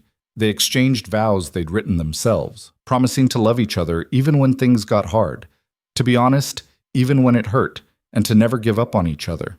When the officiant pronounced them husband and wife, Emma cheered louder than anyone. At the reception, Adrian gave a toast that made Lily cry. Marcus gave a toast that made everyone laugh. Emma gave a toast that was mostly incoherent but ended with, I told you they'd get married. Adrian and Lily danced to a song Sarah had loved, and Adrian didn't feel guilty about it. He felt grateful that Sarah had existed, grateful that Lily understood, grateful that he'd been given a second chance. That night, after the guests had gone home and Emma was asleep at Marcus's house, Adrian and Lily sat on the porch of the lake house they'd rented for the weekend. We did it, Lily said. Yeah, we did. You nervous? About what? About this? About us? Adrian thought about it. No, not anymore. Lily rested her head on his shoulder. Good, because I'm terrified. Adrian laughed. Why? Because I'm happy, and every time I've been happy before, it's been taken away. That's not going to happen. You don't know that. No, but I choose to believe it anyway. Lily smiled. When did you get so optimistic? When I met you. They sat in silence for a while, listening to the sound of the water and the wind in the trees. Do you think Sarah would have approved? Lily asked quietly. Adrian didn't hesitate. Yeah, I think she would have loved you. Really? Really? She always wanted me to be happy, and you make me happy. Lily squeezed his hand. You make me happy too. They stayed there until the stars came out, holding each other and talking about nothing and everything. Adrian thought about how far he'd come. From the man who couldn't let anyone in to the man who was building a life with someone he loved. It hadn't been easy. It had been messy and complicated and full of mistakes, but it had been worth it. Because he'd learned something along the way. That healing didn't mean forgetting, that moving forward didn't mean leaving the past behind, and that loving someone new didn't diminish what he'd had before. It just meant he was brave enough to try again. 6 months later, Lily officially moved in. They sold her house and used the money to renovate Adrian's, adding a bigger bedroom for Emma and turning the spare room into an office for Lily. Emma helped pick out paint colors and furniture, bossing them around like a tiny interior designer. Adrian and Lily went along with it, laughing at her bossy streak, but grateful for it too. The house started to feel different, fuller, warmer, like it had been waiting for Lily all along. One evening, after they'd finished unpacking the last of Lily's boxes, the three of them sat in the living room surrounded by bubble wrap and empty containers. "This is a mess," Adrian said. "We'll clean it up tomorrow," Lily said. Emma yawned. "Can we watch a movie? It's a school night. Please?" Adrian looked at Lily, who shrugged. "One movie won't hurt." They piled onto the couch, Emma squeezed between them, and put on some animated film Emma had seen 100 times. Halfway through, Emma fell asleep with her head on Lily's lap. Lily stroked her hair absently, her eyes on the TV but her mind somewhere else. "You okay?" Adrian asked. Lily nodded. "Yeah, I'm just thinking." "About what?" "About how lucky I am." Adrian smiled. "I'm the lucky one." "No, I am. I spent years thinking I'd never have this again. A family, a home, someone to love. You have it now." "I know, and it scares me sometimes because I know how fast it can be taken away." Adrian reached over and took her hand. "We can't control what happens, but we can choose to show up anyway. That's all we can do." Lily looked at him, her eyes shining. "When did you get so wise?" "I had a good teacher." Lily laughed softly. "You're ridiculous." "Maybe, but I'm your ridiculous." "Yeah, you are." They sat there for the rest of the movie, Emma asleep between them and the house quiet around them. And Adrian realized that this was what happiness looked like. Not some grand, perfect moment. Just the three of them, together, in a house that finally felt like home. A year later, they were sitting in the same spot when Lily told him she was pregnant. Adrian's first reaction was shock. His second was panic. His third was joy so overwhelming he didn't know what to do with it. "Are you serious, Has?" he asked. Lily nodded, tears streaming down her face. "I took 3 tests. They were all positive." Adrian pulled her into a hug. Holding her so tightly, she laughed. "I didn't think this would happen," she said. "I didn't think I'd get another chance." "Me neither." Emma, who had been listening from the hallway, came running into the room. "Are you having a baby?" Lily and Adrian looked at each other, then at Emma. "Yes," Lily said. "We are." Emma's eyes went wide. "I'm going to be a big sister?" "Yeah, kiddo, you are."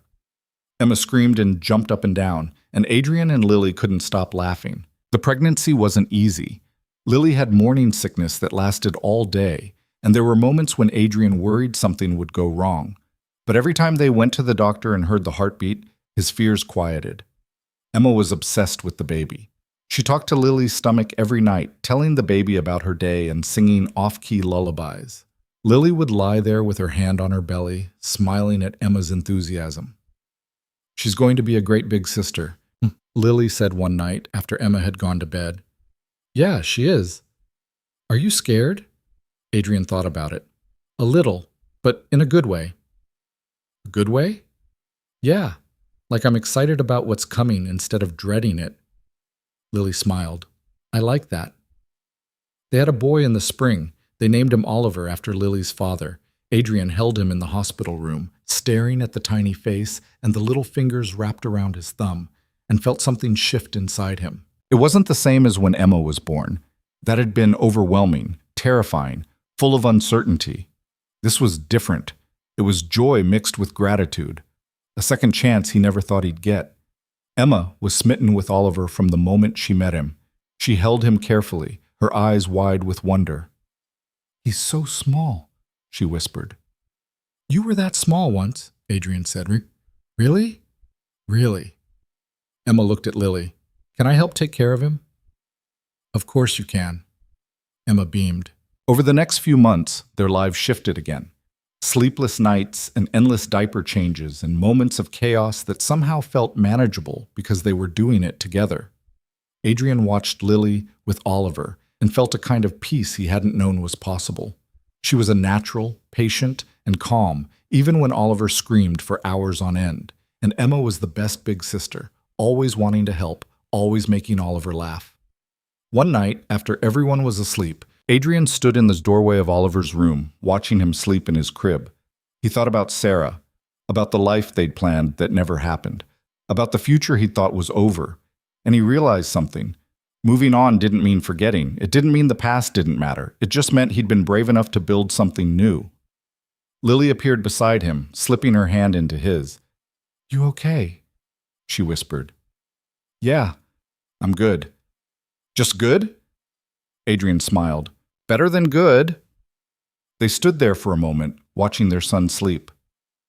"Thank you," Adrian said quietly. "For what?" "For not giving up on me." Lily squeezed his hand. "You didn't give up on me either." "No, I guess I didn't." They walked back to their bedroom, crawling into bed and falling asleep with Lily's head on Adrian's chest. And for the first time in years, Adrian didn't dream about what he'd lost. He dreamed about what he'd found. Years passed. Emma grew into a confident, stubborn teenager who reminded Adrian of Sarah more every day. Oliver grew into a loud, energetic kid who kept them all on their toes. Lily became the kind of mother Adrian had always hoped Emma would have, and the kind of partner he'd thought only existed in stories.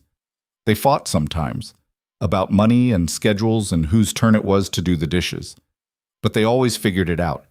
They always came back to each other, because they'd both learned the same lesson. That love wasn't about perfection. It was about showing up, even when it was hard. It was about choosing each other, over and over again.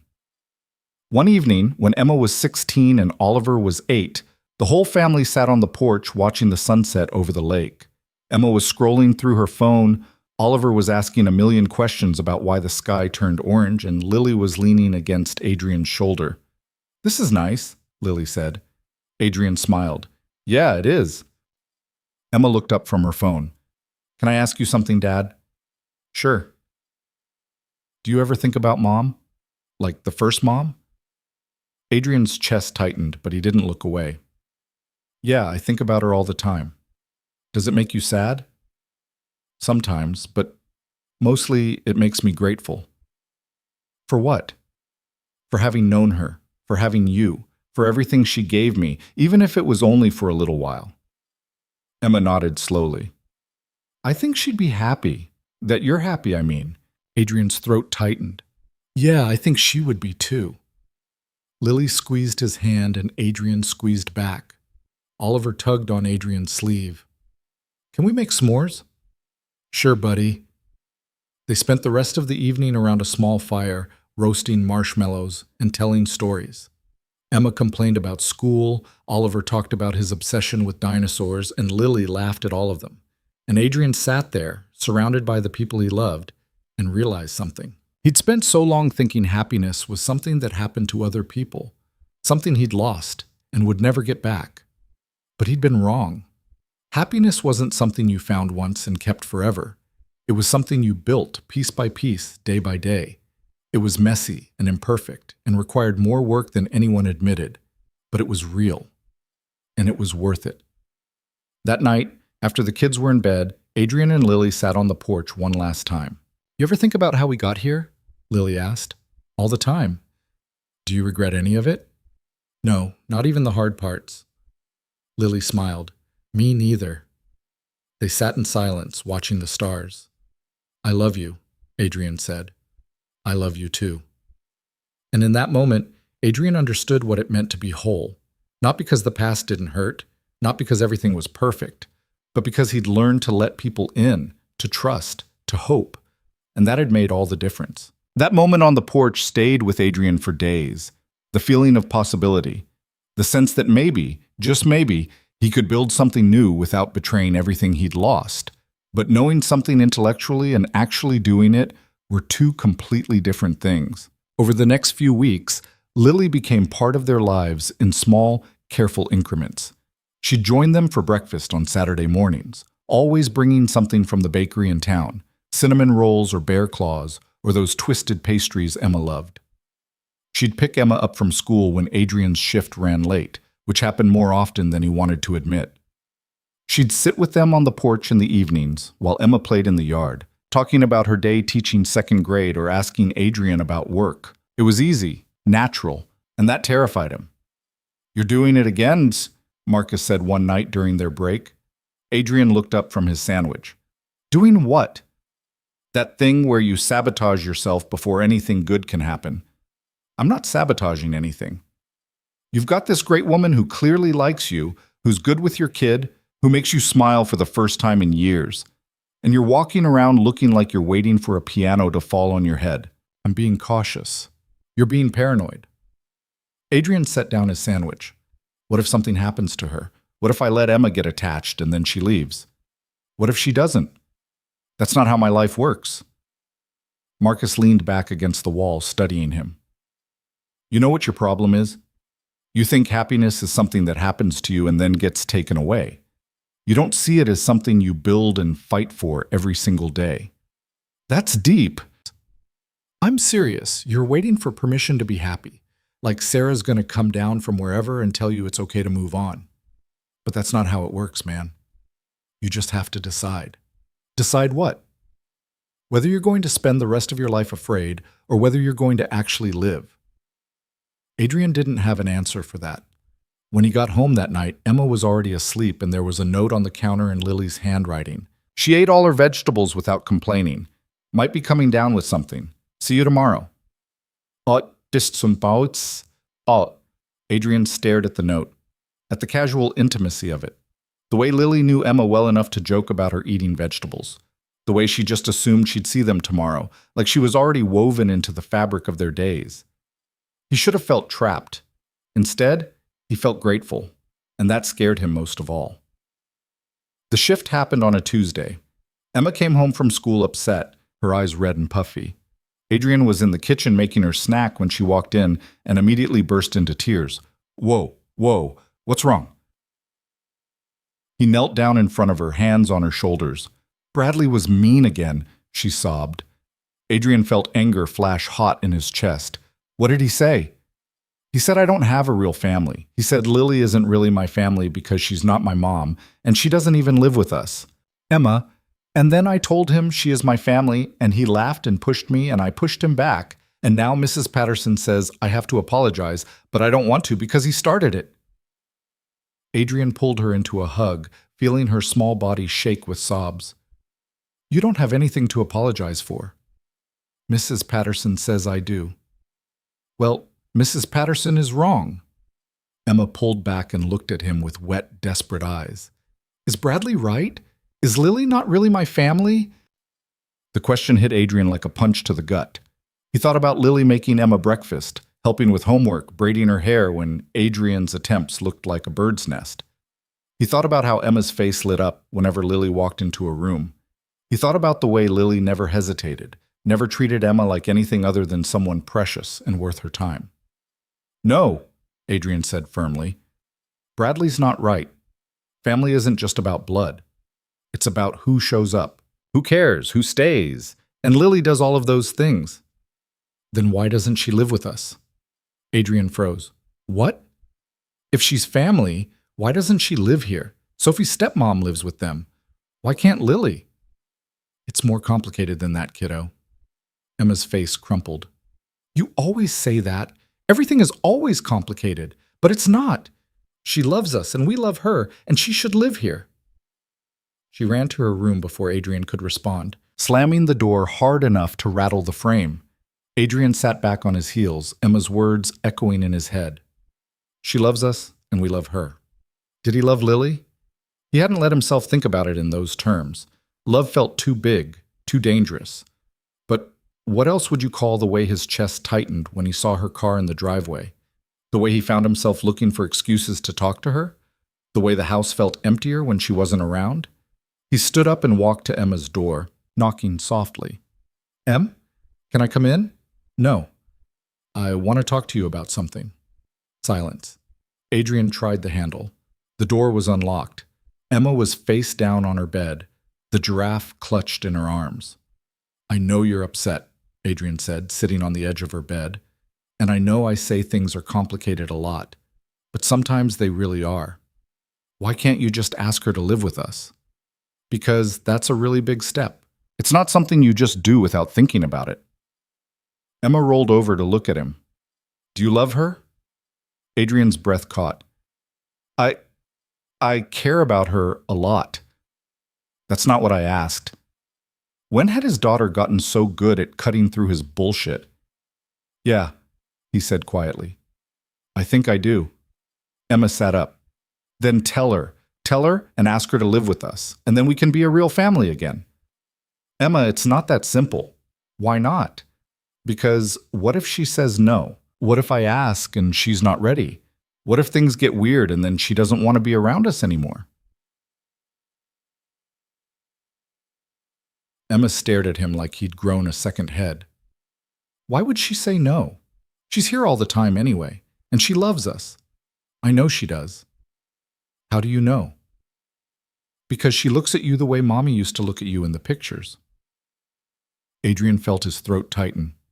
What do you mean? Like you're the best thing in the whole world.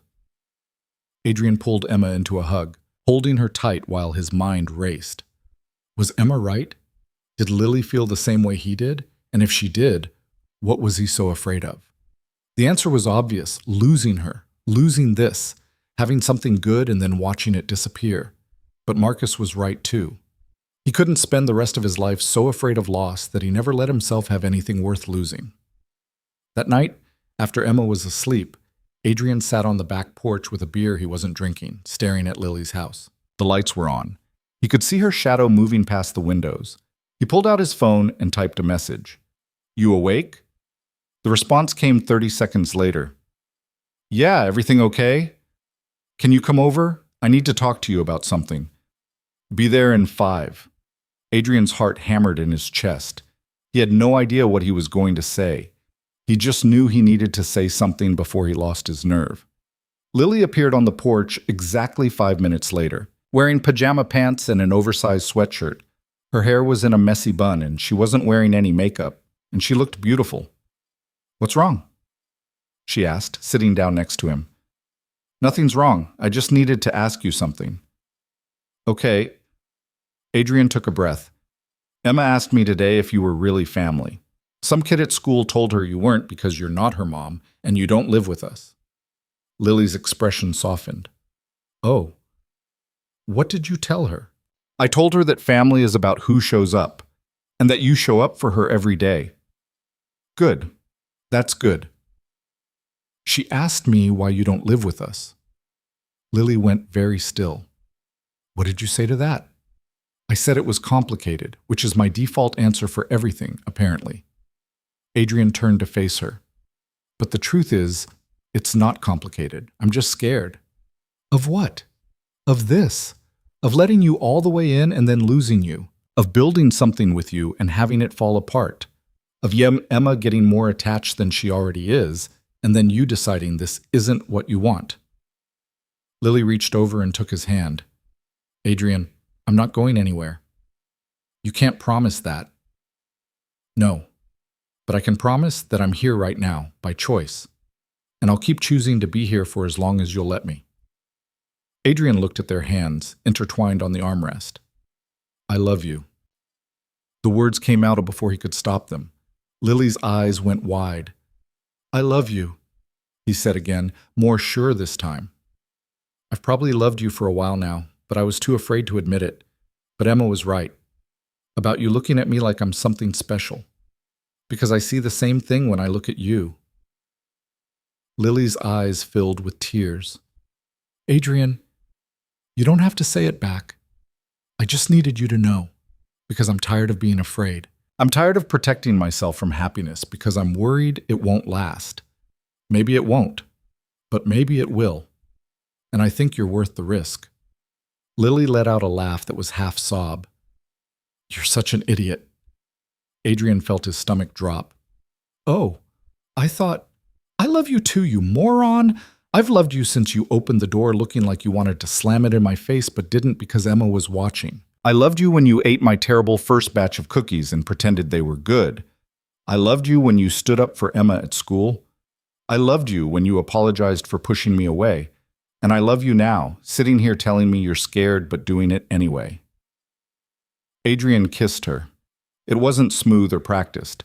Their noses bumped and Lily laughed against his mouth, and he had to adjust the angle twice. But it was real. And it was theirs. When they pulled apart, Lily was crying and smiling at the same time. So, she said, what now? Now I ask if you want to move in with us. Lily blinked. Seriously? Emma asked me to ask you, and I realized I want it too. Not someday. Not eventually. Now. I want you here. I want to wake up with you in the house. I want Emma to have you around all the time. I want this to be our home, not just mine. That's a really big step. I know. And we can take it slow if you want. We can date for longer. We can… Yes. Adrian stopped mid-sentence. What? Yes, I'll move in. I want that too. Really? Really, but on one condition. What's that? We do this right. We tell Emma together. We make sure she knows this is permanent, not temporary. Because I meant what I said. I'm not going anywhere. If I do this, I'm all in. Adrian felt something unlock in his chest. I can do that. Good. They sat there for a long time, holding hands and watching the stars. And for the first time since Sarah died, Adrian felt like he wasn't just surviving, he was living. They told Emma the next morning over breakfast. Adrian made pancakes, burning the first batch because he was too nervous to pay attention.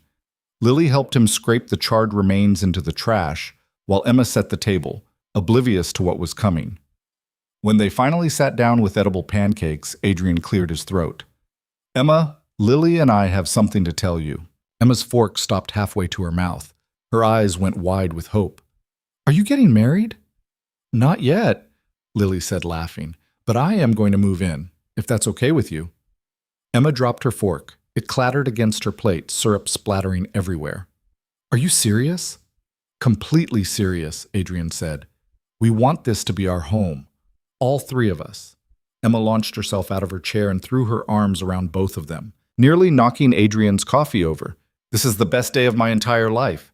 Better than Christmas? Lily asked. Better than every Christmas combined. Adrian laughed, wrapping his arms around both of them. Emma was crying happy tears, and Lily was holding them both tight, and Adrian felt his own eyes burning. This was what happiness looked like, messy and loud and imperfect. Nothing like the quiet, controlled life he'd built.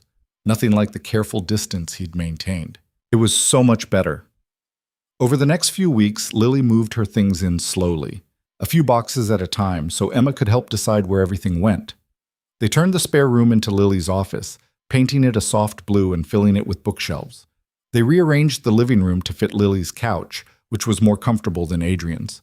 They made space in the closet, and the bathroom, and the kitchen. And somehow, all of Lily's things fit perfectly, like the house had been waiting for her all along. Emma was over the moon. She showed Lily off at school, telling anyone who would listen about her new mom. Lily gently corrected her the first few times, saying she wasn't replacing Emma's mother, but Emma didn't care about semantics. You're my mom now, she said simply. I know I had another mom before, and she's still my mom too.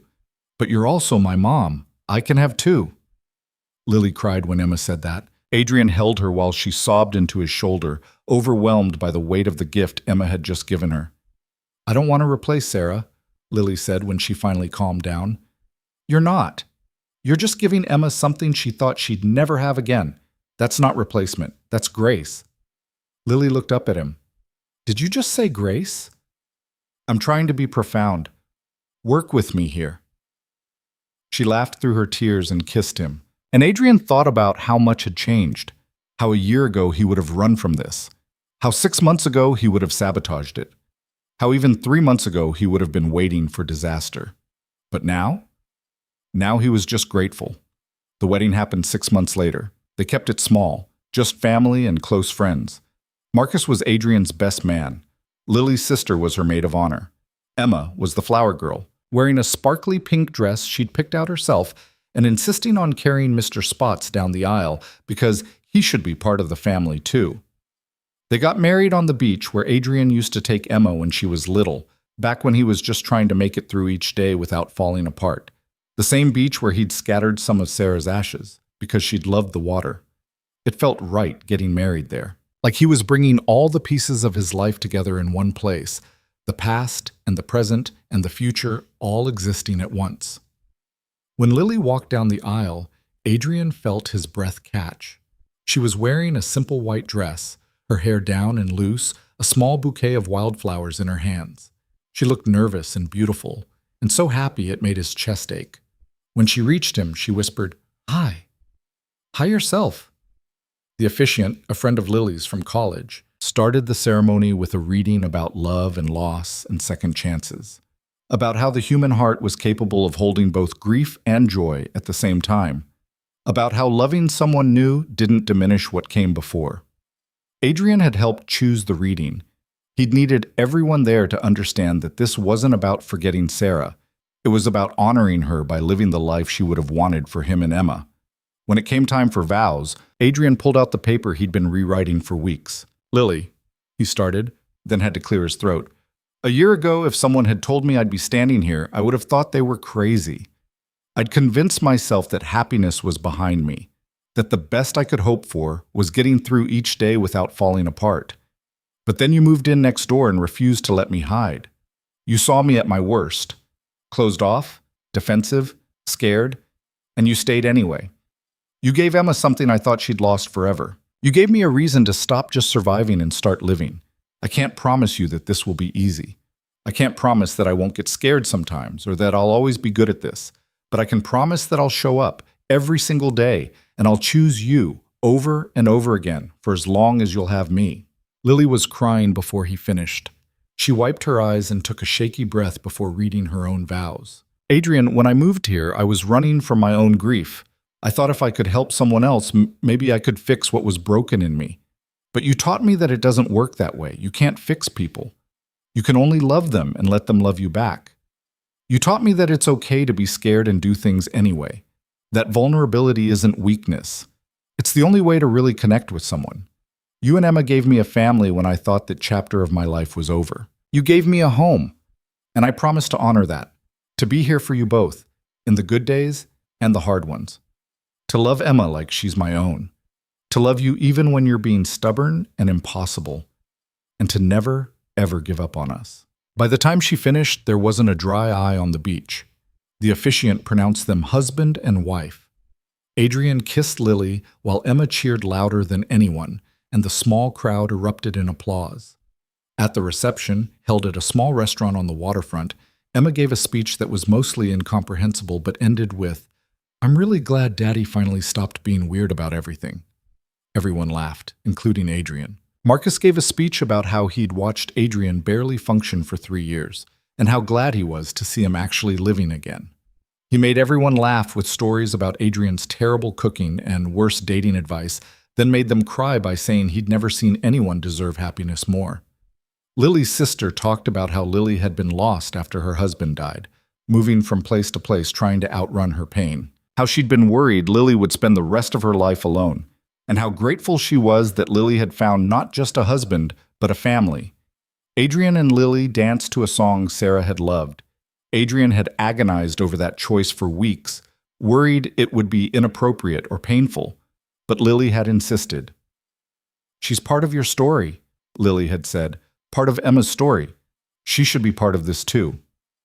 So they danced to Sarah's favorite song, and Adrian didn't feel guilty. He felt grateful. Grateful that Sarah had existed, grateful that Lily understood, grateful that he'd been given a second chance at this. When the song ended, Emma ran up and demanded to dance too. So Adrian picked her up, and the three of them swayed together on the dance floor, and Adrian thought about how impossibly lucky he was. Life after the wedding settled into a new rhythm. Lily taught during the day while Adrian worked nights at the warehouse. They'd trade off getting Emma ready for school and picking her up. They'd have dinner together every evening, taking turns cooking, though Lily was definitely better at it than Adrian. They fought sometimes, about money when things got tight, about whose turn it was to do laundry, about whether Emma could get a puppy. She couldn't, but she kept asking. But they always worked it out. They always came back to each other, because they'd both learned the same lesson, that love wasn't about perfection. It was about showing up, even when it was hard, even when you were tired or frustrated or scared. It was about choosing each other over and over again. A year after the wedding, Lily came to Adrian with news that made his heart stop. "I'm pregnant," she said, her voice shaking. Adrian stared at her. "What?" "I'm pregnant. I took 3 tests. They were all positive." Adrian pulled her into his arms, holding her so tight she laughed. "Are you serious?" completely serious. Are you happy? I know we didn't plan this, and I know it's fast. I'm thrilled. I'm terrified, but I'm thrilled. Emma was ecstatic when they told her. She immediately started planning what they'd name the baby, what color to paint the nursery, whether she'd be allowed to hold the baby whenever she wanted. "You're going to be a big sister," Lily said, running her hand over Emma's hair.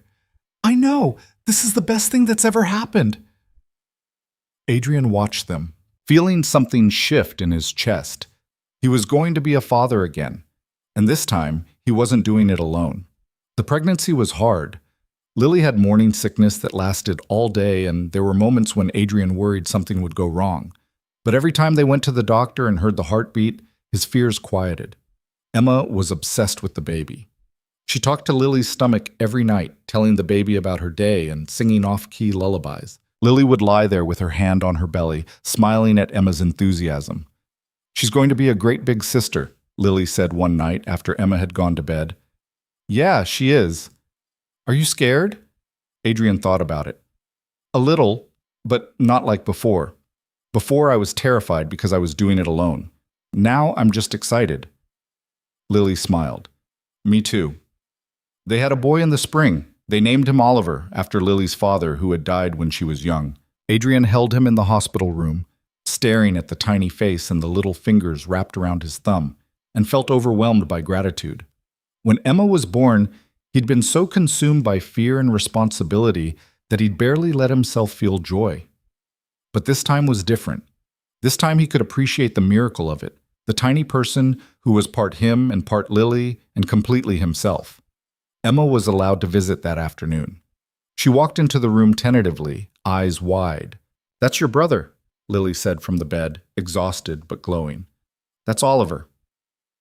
Emma approached slowly, like Oliver might break if she moved too fast. "He's so small." "You were that small once," Adrian said. "Really? Really? Can I hold him?" Adrian looked at Lily, who nodded. He carefully transferred Oliver into Emma's arms, showing her how to support his head. Emma stared down at Oliver with an expression of pure wonder. "Hi, Oliver," she whispered. "I'm your big sister. I'm going to teach you everything." Adrian felt his throat tighten. He looked at Lily, who was crying happy tears, and reached over to take her hand. This was what family looked like. Not the one he'd planned, not the one he'd lost, but the one he'd built from the broken pieces. Messy and complicated and perfect in its imperfection. Over the next few months, their lives shifted again. Sleepless nights and endless diaper changes and moments of chaos that somehow felt manageable because they were doing it together. Adrian watched Lily with Oliver and felt a kind of peace he hadn't known was possible. She was patient and calm even when Oliver screamed for hours. And Emma was the best big sister, always wanting to help, always making Oliver laugh with her silly faces. One night, after everyone was asleep, Adrian stood in the doorway of Oliver's room, watching him sleep in his crib. He thought about Sarah, about the life they'd planned that never happened, about the future he'd thought was over, and he realized something important. Moving on didn't mean forgetting. It didn't mean the past didn't matter. It just meant he'd been brave enough to build something new without letting grief define him forever. Sarah would always be part of his story, part of Emma's story. But Lily and Oliver were part of it now too, and all of those pieces could exist together, woven into something bigger than any one person or any one loss. Lily appeared beside him, slipping her hand into his. "You okay?" she whispered. "Yeah, I'm good." "Just good?" Adrian smiled. "Better than good. Better than I ever thought I'd be again." They stood there for a moment, watching their son sleep. "Thank you," Adrian said quietly. "For what?" "For not giving up on me. For seeing something in me worth fighting for, even when I couldn't see it myself." Lily squeezed his hand. "You did the same for me. We saved each other." "Yeah, I guess we did." They walked back to their bedroom, crawling into bed together. Lily curled into him, her head on his chest, and Adrian wrapped his arms around her. "I love you," he said into the darkness. "I love you too." And for the first time in years, Adrian didn't dream about what he'd lost. He dreamed about what he'd found. Years passed. Emma grew into a confident teenager who reminded Adrian of Sarah more every day. The same stubbornness, the same fierce loyalty, the same ability to see through his bullshit. Oliver grew into a loud, energetic kid who kept them all on their toes with his endless questions and boundless energy. Lily became the mother Adrian had always hoped Emma would have.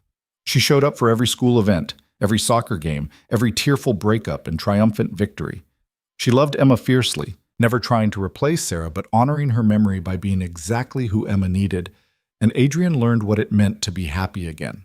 Not the naive happiness of his youth before he'd learned how fragile everything was, but a deeper happiness, one tempered by loss and strengthened by gratitude.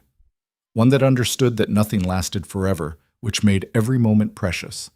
They fought sometimes, like all couples do. About money when the car broke down. About whose turn it was to deal with Emma's attitude. About whether they could afford a bigger house now that there were 4 of them. But they always figured it out. They always came back to each other. Because they'd both learned that love wasn't about perfection or permanence. It was about showing up, even when it was hard. It was about choosing each other, over and over again. On Emma's 16th birthday, she asked Adrian about Sarah. They were sitting on the back porch, just the 2 of them, while Lily put Oliver to bed inside. The lake stretched out before them, calm and dark under the stars. "Do you still think about her?" Emma asked. "Every day," Adrian said honestly. "Does it make you sad?" "Sometimes, but mostly it makes me grateful." "For what?" "For having known her, for having you, for everything she gave me, even if it was only for a little while." Emma was quiet for a moment. "Do you think she'd be happy? About you and Lily?" Adrian thought about it. "Yeah, I think she would. Your mom wanted me to be happy. She wanted you to have a good life, and we have that now. I wish I could remember her better." "I know, kiddo, but that's what pictures and stories are for. She'll always be part of you, even if you don't remember everything." Emma nodded slowly. "I'm glad you found Lily." "Me too. She's a good mom. The best." "But Mom was good too." "She was. You're lucky. You got 2 amazing moms." "Not everyone gets that." Emma smiled. "Yeah, I guess I did." They sat in comfortable silence, watching the stars, and Adrian thought about how far they'd come. From the broken, terrified man who could barely get through each day to this, sitting on his porch with his teenage daughter, talking about loss and love and gratitude. Lily came out a few minutes later, sliding into the chair next to Adrian. "Oliver's asleep," she said. "Finally. He wanted you to read him 3 more stories." "He always does." Emma stood up. "I'm going to bed. Thanks for talking, Dad." "Any time, kiddo." She kissed both of them on the head and went inside, leaving Adrian and Lily alone. "What were you 2 talking about?" Lily asked. "Sarah." "Oh." Adrian took Lily's hand. "I told her that I think Sarah would be happy for us." Lily's eyes filled with tears. "You really think so?" "I know so. She loved me, and she would want me to be happy." "I hope that's true." "It is, trust me." They sat in silence for a while, holding hands and listening to the crickets. "Can I tell you something?" Lily said eventually. "Anything. When I first moved here, I thought I was doing it for you, to help you, to fix what was broken. And now? Now I know I was doing it for me too. I was just as broken as you were, just as scared, and helping you helped me figure out how to live again." Adrian pulled her closer. "We saved each other." "Yeah, we did." They sat there for a long time, wrapped up in each other. And Adrian thought about the path that had brought them here, the loss and the pain and the fear. The small acts of courage that had led to this moment, the decision to open his door instead of closing it, to accept help instead of pushing it away, to risk his heart one more time. It hadn't been easy. Nothing worth having ever was. But it had been worth it, every single moment. On their 5th wedding anniversary, Adrian surprised Lily with a weekend away. Just the 2 of them, while Emma watched Oliver. They drove to the coast, to a small bed and breakfast that overlooked the ocean. They spent the weekend walking on the beach, eating fresh seafood, and talking about everything and nothing. On their last night there, they sat on the balcony of their room, watching the sunset. "Do you ever regret it?" Adrian asked. "Moving here? Taking a chance on a stranger and his kid?" Lily turned to look at him. "Never! Not for 1 second. Do you regret letting me in?" "No. It was the scariest thing I've ever done, but it was also the best." Lily smiled. "We did pretty good, didn't we?" "Better than good. We built something real, something that matters." "Yeah, we did." Adrian reached into his pocket and pulled out a small box. Lily's eyes went wide. "What's this?" "Open it." Inside was a necklace, a simple silver chain with 2 small charms. One was an E for Emma. The other was an O for Oliver. "I know you have your wedding ring," Adrian said, "but I wanted you to have something that represented all of us. Our family." Lily's eyes filled with tears. "Adrian, you gave up a lot to be with us. Your old life, your friends, the possibility of having a different family, and I wanted you to know that we see it, that we're grateful, that you're not just part of this family, you're the reason it exists." Lily threw her arms around him, sobbing into his shoulder. "I love you so much." "I love you too, more than I ever thought possible." They held each other while the sun set over the ocean, painting the sky in shades of pink and gold. And Adrian felt complete in a way he hadn't since before Sarah died. Not because he'd replaced what he lost, but because he'd built something new, something that honored the past while embracing the future. That night, lying in bed with Lily curled against him, Adrian thought about everything that had led to this moment. The drunk driver who'd killed Sarah, the years of barely surviving, the day a woman moved in next door and refused to accept his walls. He thought about all the choices he'd made, to open the door, to accept the cookies, to let Emma get attached, to take a risk on love one more time. And he realized something profound. Happiness wasn't something that happened to you. It wasn't a prize you won or a gift you received. It was a choice you made every single day. A decision to show up, to stay open, to risk pain for the possibility of joy. He'd spent 3 years choosing survival over life, choosing safety over connection, choosing fear over hope. But then Lily had shown him another way, and he'd been brave enough to take it. That was the real gift she'd given him. Not happiness itself, but the courage to reach for it. The weekend ended and they drove home to chaos. Emma had let Oliver eat ice cream for breakfast, and the house was a disaster. But they were both grinning and clearly hadn't killed each other, so Adrian counted it as a win. That night, after they'd cleaned up and gotten Oliver to bed, the 4 of them sat in the living room together. Emma was doing homework, grumbling about geometry. Oliver was building something incomprehensible with blocks. Lily was grading papers from her students, and Adrian just watched them, feeling overwhelmed by the ordinary beauty of it all. This was what he'd almost missed, what he'd almost thrown away because he was too scared to take a chance. These small moments that didn't seem like much individually, but added up to a life worth living. Emma looked up from her homework. "Why are you staring at us?" "It's weird." "Just appreciating my family." "That's even weirder." Oliver threw a block at Adrian's head. "Play with me." "In a minute, buddy." Lily smiled at him over her papers. "You okay?"